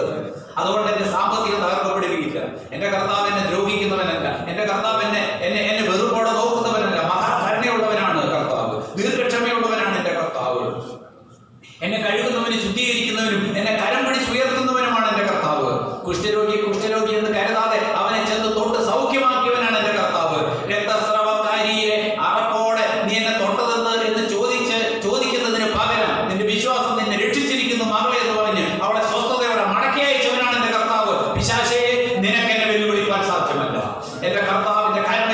സന്തോഷിക്കുകയാണ്, ധൈര്യപ്പെടുകയാണ്. എന്റെ നാളിതുവരെയായി എന്റെ ചിന്തയിൽ എന്നെ ബന്ധിച്ചു വെച്ചിരുന്ന പിശാചിന്റെ ബന്ധനങ്ങളെ ഇന്ന് ഞാൻ യേശുവിന്റെ നാമത്തിൽ അഴിച്ചു കളയുന്നു എന്ന് പറഞ്ഞാണ്. സംശയമായി, ഭയമായി, ഭാരമായി, അറിവില്ലായ്മയായി നിങ്ങളുടെ ഹൃദയത്തെ തടുത്തു വെച്ചിരുന്നതിനെല്ലാം ഇന്ന് പകൽ ഇന്ന് ഈ രാത്രി നിങ്ങൾ എടുത്തു കളഞ്ഞാട്ടെ. ഒന്നൊന്നായി എന്തെല്ലാം ഭയമാണോ ദൈവത്തിൽ നിങ്ങളെ അകത്തി നിർത്തിയിരിക്കുന്നതെന്ന് ചിന്തിച്ചത് അതെല്ലാം എടുത്തു കളഞ്ഞാട്ടെ, പറിച്ചു കളഞ്ഞാട്ടെ. യേശുവിന്റെ നാമത്തിൽ എന്റെ ഭയം എന്നെ വിട്ടുപോകട്ടെ. യേശുവിന്റെ നാമത്തിൽ എനിക്ക് ബന്ധനമുണ്ടെന്ന് ഞാൻ വിശ്വസിച്ചുകൊണ്ടിരുന്ന എന്നെ വിട്ടുപോകട്ടെ. ഞാൻ ഏറ്റുപറയുകയും ഉപേക്ഷിക്കുകയും നിരപ്പ് പ്രാപിക്കുകയും ചെയ്യുന്നിടത്ത് ഇവ സകലത്തിൽ നിന്നും എനിക്ക് പൂർണ്ണ സ്വാതന്ത്ര്യമുണ്ട്. ക്രിസ്തുവേശു സ്വാതന്ത്ര്യം തരുവാൻ വന്നവനാണ്. ക്രിസ്തുവേശു സമൃദ്ധിയായി ജീവൻ തരുവാൻ വന്നവനാണ്. നാളുകളായി ഏതെങ്കിലും പാപത്തിൽ കുടുങ്ങിക്കിടക്കുന്നുണ്ടെങ്കിൽ ഇന്ന് രാത്രി അത് ഏറ്റുപറഞ്ഞ് നിരപ്പ് പ്രാപിച്ചാൽ പിശാചിന് നിന്റെ പുറകെ വരുവാൻ സാധ്യമല്ല. നിരപ്പ് പ്രാപിച്ചാൽ പിശാചിന് വരാൻ സാധ്യമല്ല. കുടുംബത്തിൽ കയറാൻ പറ്റത്തില്ല, തലമുറകളിൽ വ്യാപരിക്കാൻ പറ്റത്തില്ല, ഭാര്യയിൽ വ്യാപരിക്കാൻ പറ്റത്തില്ല, ഭർത്താവിൽ വ്യാപരിക്കാൻ പറ്റത്തില്ല. ഏറ്റു പറഞ്ഞാട്ടെ, ഉപേക്ഷിച്ചാട്ടെ, ഏറ്റു പറഞ്ഞാട്ടെ, ധൈര്യം പ്രാപിച്ചാട്ടെ. പിതാവിന്റെ അടുത്ത് സമയഭേദമില്ല. രാത്രി എന്ന് പകലില്ല, പകലെന്ന് രാത്രി എന്ന് വ്യത്യാസമില്ല, പകലെന്ന് വ്യത്യാസമില്ല, കിടക്കയിലെന്ന് വ്യത്യാസമില്ല, ജോലി സ്ഥലത്തെന്ന് വ്യത്യാസമില്ല, കുളിമുറിയിലെന്ന് വ്യത്യാസമില്ല, അടുക്കളയിലെന്ന് വ്യത്യാസമില്ല, ഹല്ലേലൂയ, യാത്രയിലെന്ന് വ്യത്യാസമില്ല. എപ്പോഴും സമയഭേദം കൂടാതെ യാത്ര ചെയ്തുകൊണ്ടിരിക്കുകയാണോ? ഒരു നിരപ്പ് പ്രാപിക്കേണ്ട സ്ഥിതി. യാത്ര ചെയ്തുകൊണ്ടിരിക്കുകയാണോ? കർത്താവേ, ഞാൻ നിന്റെ മകനാകിയ സ്തോത്രം, ഹല്ലേലൂയ, നീ എന്റെ രക്ഷകനാകിയ സ്തോത്രം, അവിടുന്ന് എന്റെ വീണ്ടെടുപ്പുകാരനാകിയ സ്തോത്രം, അവിടുന്ന് എന്റെ തല ഉയർത്തുന്നവനാകിയ സ്തോത്രം, അവിടുന്ന് എന്റെ പിശാചിന്റെ നേരെ ഉയർത്തുന്ന വെല്ലുവിളികൾക്ക് മേൽ ജയം തരുന്ന കർത്താവാകിയ സ്തോത്രം, സ്തോത്രം, സ്തോത്രം, സ്തോത്രം. ഓരോന്നിനും സ്തോത്രം ചെയ്താട്ടെ. ബലമുള്ളവരായി ആത്മീക യുദ്ധത്തിന്റെ ക്ലാസ്സിൽ പങ്കെടുക്കുന്ന ദൈവ പൈതലെ നീ ബലമുള്ള വ്യക്തിയായി കടന്നു പോകണം. സ്ത്രീയെന്നും പുരുഷനെന്നും അവിടെ വ്യത്യാസമില്ല. പുരുഷന്മാർക്ക് മാത്രമേ അത് പറ്റത്തുള്ളൂ, സ്ത്രീകൾക്ക് അത് പറ്റത്തില്ല എന്ന ചിന്ത വഹിക്കുന്നുണ്ടെങ്കിൽ, എന്തുകൊണ്ടെന്നാൽ ഞാൻ സ്ത്രീയാണല്ലോ, എന്നെ കൊണ്ട് അത് പറ്റത്തില്ല, ദൈവദാസന്മാർക്കേ പറ്റൂ, പുരുഷന്മാർക്കേ പറ്റൂ എന്ന തെറ്റായ ചിന്തയുണ്ട്. ഒരു കാര്യത്തിനും സ്ത്രീയെ ദൈവം മാറ്റി നിർത്തിയിട്ടില്ല. എനിക്ക് വിദ്യാഭ്യാസം കുറവ്, അതുകൊണ്ട് എന്നിലൂടെ ഒന്നും സംഭവിക്കത്തില്ല എന്ന് പിശാച് പറയുന്നെങ്കിൽ, ആളുകൾ പറയുന്നെങ്കിൽ, കുടുംബം പറയുന്നെങ്കിൽ, യേശുവിന്റെ നാമത്തിൽ അത് അങ്ങനെയല്ല. വിദ്യാഭ്യാസം ഉണ്ടെങ്കിലും ഇല്ലെങ്കിലും ദൈവത്തിന് എന്റെ ശക്തിയോടെ ഉപയോഗിക്കാൻ കഴിയും. എന്റെ കുടുംബത്തിന്റെ നന്മയ്ക്ക്, എന്റെ തലമുറകളുടെ നന്മയ്ക്ക്, എന്റെ നന്മയ്ക്ക്. നിന്റെ ശരീരം ഇങ്ങനെ ക്ഷീണിച്ചിരിക്കുന്നത്, നിന്റെ മുഖം ഇങ്ങനെ മൗനമായിരിക്കുന്നത് നിന്റെ കുഴപ്പം കൊണ്ടാണെന്ന് പറയാൻ അല്ല, ഞാനത് വിശ്വസിക്കത്തില്ല. ഞാൻ യേശുവിന്റെ നാമത്തിൽ ഏറ്റുപറഞ്ഞു ഉപേക്ഷിക്കണം. പിശാചേ, എന്നെ നിനക്ക് ദുഃഖിപ്പിക്കാൻ സാധ്യമല്ല. തള്ളി പറഞ്ഞാട്ടെ, ത്യജിച്ചു പറഞ്ഞാട്ടെ, ക്രിസ്തുവിനെ ഏറ്റു പറഞ്ഞാട്ടെ, ക്രിസ്തുവിന്റെ സാധ്യതകളെ ഏറ്റു പറഞ്ഞാട്ടെ. ഹല്ലേലൂയ. ഒരു മന്ത്രവാദം ചുറ്റുപാടുകൾ മന്ത്രം ചെയ്തോട്ടെ, അത് നിന്റെ അടുത്തേക്ക് വരാൻ പറ്റത്തില്ല. ഞാൻ ദൈവ പൈതലാണ്. എന്റെ കുടുംബത്തിനടുത്ത് നിനക്ക് സാധ്യമല്ല. അത് ലോകത്ത് മുഴുവനുമുണ്ട്, പക്ഷെ എന്റെ അടുത്തേക്ക് വരികയില്ല. പകൽ പറക്കുന്ന ഇരുട്ടിലെ ഭയമെങ്കിൽ, ഉച്ചയ്ക്ക് നശിപ്പിക്കുന്ന സംഹാരമെങ്കിൽ, രാത്രിയിലെ ഭയത്തെയോ പകൽ പറക്കുന്ന അസ്ത്രത്തെയോ ഒന്നും നിന്റെ അടുത്തേക്ക് വന്നാൽ പോലും അത് നിന്നെ ബാധിക്കത്തില്ല. കാര്യം നീ ദൈവ പൈതലാണ്. ഹല്ലേലൂയ. നിന്റെ വീടിരിക്കുന്നത് ഒരു അമ്പലത്തിന്റെ അടുത്തായിക്കൊള്ളട്ടെ, ഒരു മാസ്കിന്റെ അടുത്തായിക്കൊള്ളട്ടെ, ഒരു പള്ളിയുടെ അടുത്തായിക്കൊള്ളട്ടെ, മന്ത്രവാദിന്റെ ചുറ്റുവട്ടത്ത് താമസിക്കുന്നുണ്ടിരിക്കട്ടെ, പക്ഷെ നിന്നെ ബാധിക്കുവാൻ പറ്റത്തില്ലെന്ന് നീ വിശ്വസിച്ചാൽ അതാണ് അതിന്റെ അവസാന വാക്ക്. ഞാൻ ദൈവ പൈതലാണ്, എന്റെ മേൽ ഇതിന് അവകാശമില്ലെന്ന് പറയുന്നത് അത് അവസാന വാക്കാ. പിശാചിന് തടയുവാൻ പറ്റത്തില്ല. ഏറ്റു പറഞ്ഞാട്ടെ, മന്ത്രവാദത്തിന് പറ്റത്തില്ല,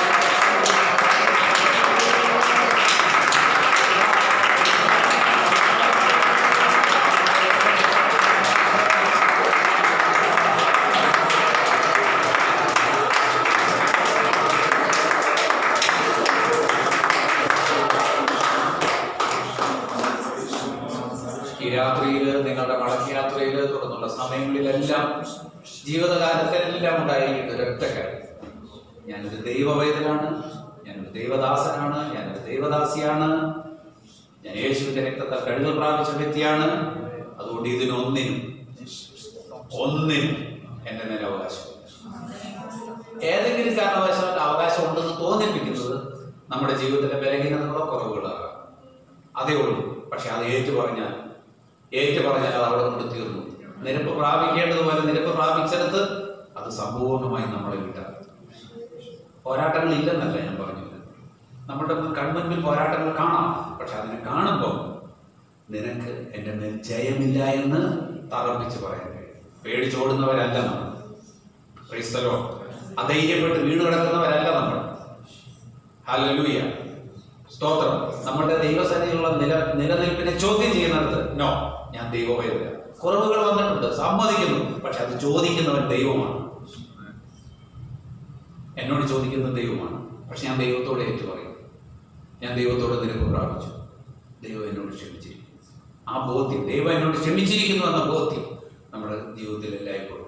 ഞാൻ ഈ കാര്യങ്ങൾ പറയുന്നത് നിങ്ങൾ ഇനി തുടർന്ന് നിങ്ങളുടെ മടക്കയാത്രയിൽ ബൈബിൾ ക്ലാസ്സുകളിൽ പങ്കെടുക്കുന്നിടത്ത് സഭയിലിരിക്കുമ്പോഴും ഒക്കെ പ്രസംഗങ്ങളെല്ലാം പലരും പലതും പ്രസംഗിക്കുന്നതൊക്കെ നമുക്കറിയാം. പക്ഷെ നിങ്ങൾ ഈ ബൈബിൾ ക്ലാസ്സുകളിൽ പങ്കെടുക്കുന്നവരെന്നുള്ള നിലയിൽ നിങ്ങളുടെ ഹൃദയത്തിൽ പൂർണ്ണ ഉറപ്പുണ്ടായിരിക്കണം നിങ്ങളാരാണ്.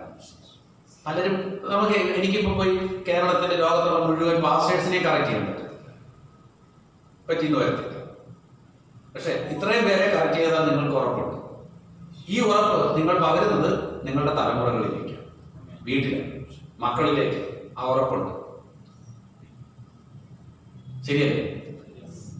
അങ്ങനെയൊരു അല്ലാതെ നമുക്ക് മുഴു ലോകത്തെയും ചിലപ്പോൾ മാറ്റാൻ കഴിയുന്ന വരത്തില്ല. ആ നല്ല ഉറപ്പിൽ ജീവിക്കുക. അതിന്റെ അർത്ഥം ഞാൻ ആവർത്തിച്ച് പറയുന്നു, പാപം ചെയ്തോടാനാണോ, കുറവ് വരുത്തിക്കോടാനാണോ ഞാൻ പറഞ്ഞില്ല, അല്ല. പകരം പക്ഷെ അങ്ങനെ വരുമ്പം അതിനെ നോക്കി വെല്ലുവിളിച്ച് നമ്മളെ തകർക്കാൻ ആർക്കും അവകാശമില്ല, പിശാചിന് അവകാശം. അതിനെ നോക്കിയിട്ട് ഇന്ന കാര്യം കൊണ്ട് നീ നന്നാകത്തില്ലെന്നൊരു മനുഷ്യൻ പറഞ്ഞാലും ആ വ്യക്തിയുടെ നേരെയല്ല, അതെല്ലാം വേറൊരു മണ്ഡലത്തിൽ നിന്ന് വരുന്ന അതൊന്നും എന്നെ തകർക്കത്തില്ല. എന്നോട് ശാപം കിട്ടും പിന്നെ ഞാൻ പറയുന്നു ഓക്കെ, കുഴപ്പമില്ല, കാരണം കൂടാതെ ശാപം ഏൽക്കരുതെന്ന് ബൈബിള് പറയുന്നു. അതുകൊണ്ട് ഞാൻ അതിന് റെസിസ്റ്റ് ചെയ്തിട്ടുണ്ട്.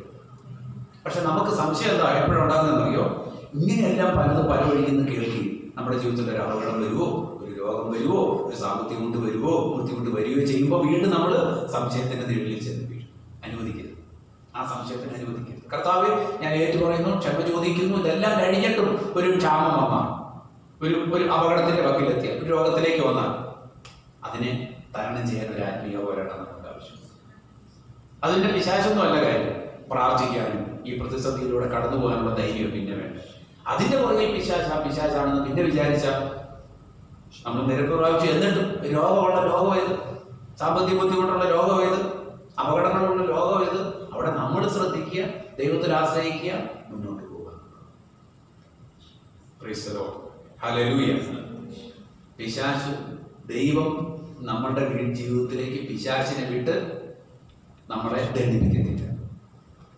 പഴയ നിയമത്തിൽ ശൗലിനെ ഒന്നും പൊക്കി പിടിച്ചോണ്ട് വന്നിട്ട് ദൈവം ദണ്ഡിപ്പിക്കും എന്ന് പറഞ്ഞ് വിശ്വസിച്ചോണ്ട് നടക്കുക. അതെല്ലാം അവിടെ തമ്മിയാണ്.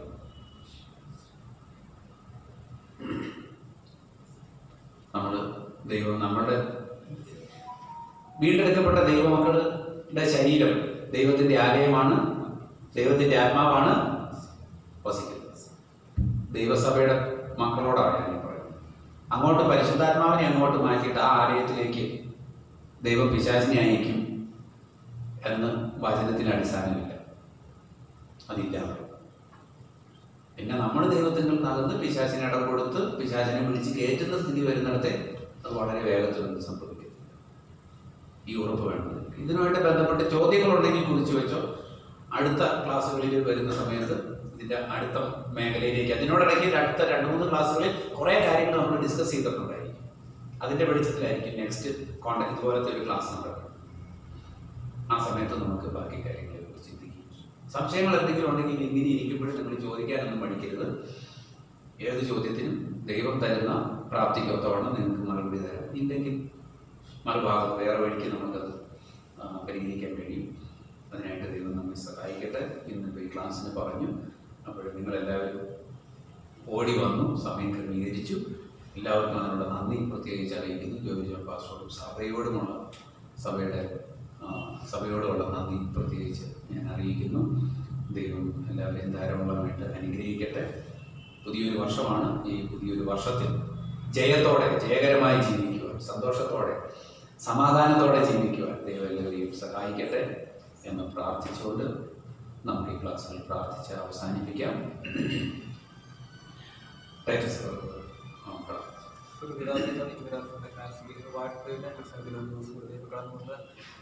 പഠിപ്പാണ് ദൈവം എൻ്റെ മക്കളുമായി മനസ്സിലാക്കാണ് ദൈവം ഞങ്ങളുടെ ഹൃദയത്തിൽ തന്നെ ഞങ്ങൾ ഓർപ്പിച്ച് വിശ്വസിച്ച് ദൈവമാണെന്ന് ഞങ്ങളുടെ വീടെടുത്ത് ദൈവം മക്കളാക്കി വിളിച്ചിട്ടുള്ള വിശ്വാസം ദൈവം ഞങ്ങൾ മടങ്ങി പോകാൻ ഞങ്ങൾ വിശുദ്ധരായി തന്നെ നിലനിൽപ്പാണ് ദൈവമേ. ആ ഉറപ്പോട് തന്നെ നമ്മൾ ജീവിപ്പാട് ദൈവം ഇടയാക്കുന്ന സഹായിക്കാൻ പ്രാർത്ഥിക്കുന്നതിനെ നിങ്ങളുടെ യാത്രക്കാരെല്ലാം കൂടിയിരുന്നോട്ട് പ്രാർത്ഥിച്ച് പഠിപ്പിക്കാൻ ദൈവസാറിൻ്റെ ദൈവങ്ങളുടെ ദൈവം സാറിൻ്റെ യാത്രകൾ കൂടിയിരുന്നോട്ട് പ്രാർത്ഥിച്ചതിനെ ഞങ്ങളുടെ ബൈബിൾ ക്ലാസ്സിൽ കാര്യം സംഭവിച്ച അനേകം കടന്നു ദൈവം പഠിച്ച ദൈവമേ ദൈവത്തിന് ആഴമായ അറിവ് ലഭിച്ച ദൈവം അത് ദൈവങ്ങൾക്ക് പ്രയോജനമായി തീരുവാൻ ദൈവം ഇടയാക്കാൻ സാധിച്ചത് പ്രാർത്ഥിക്കും. ഒരിക്കലും അടികളെല്ലാം കാര്യങ്ങൾ സമർപ്പിച്ച് ദൈവം എൻ്റെ മാനമോത്വം അർപ്പിക്കുന്നു വിശ്വസിക്കുന്നത് തന്നെ. ദൈവം എല്ലാവരെയും അനുഗ്രഹിക്കട്ടെ. സമാധാനത്തോടെ ഈ ബോക്സ് ഇവിടെ ഇരിപ്പുണ്ട്. അത് 19 കാണും.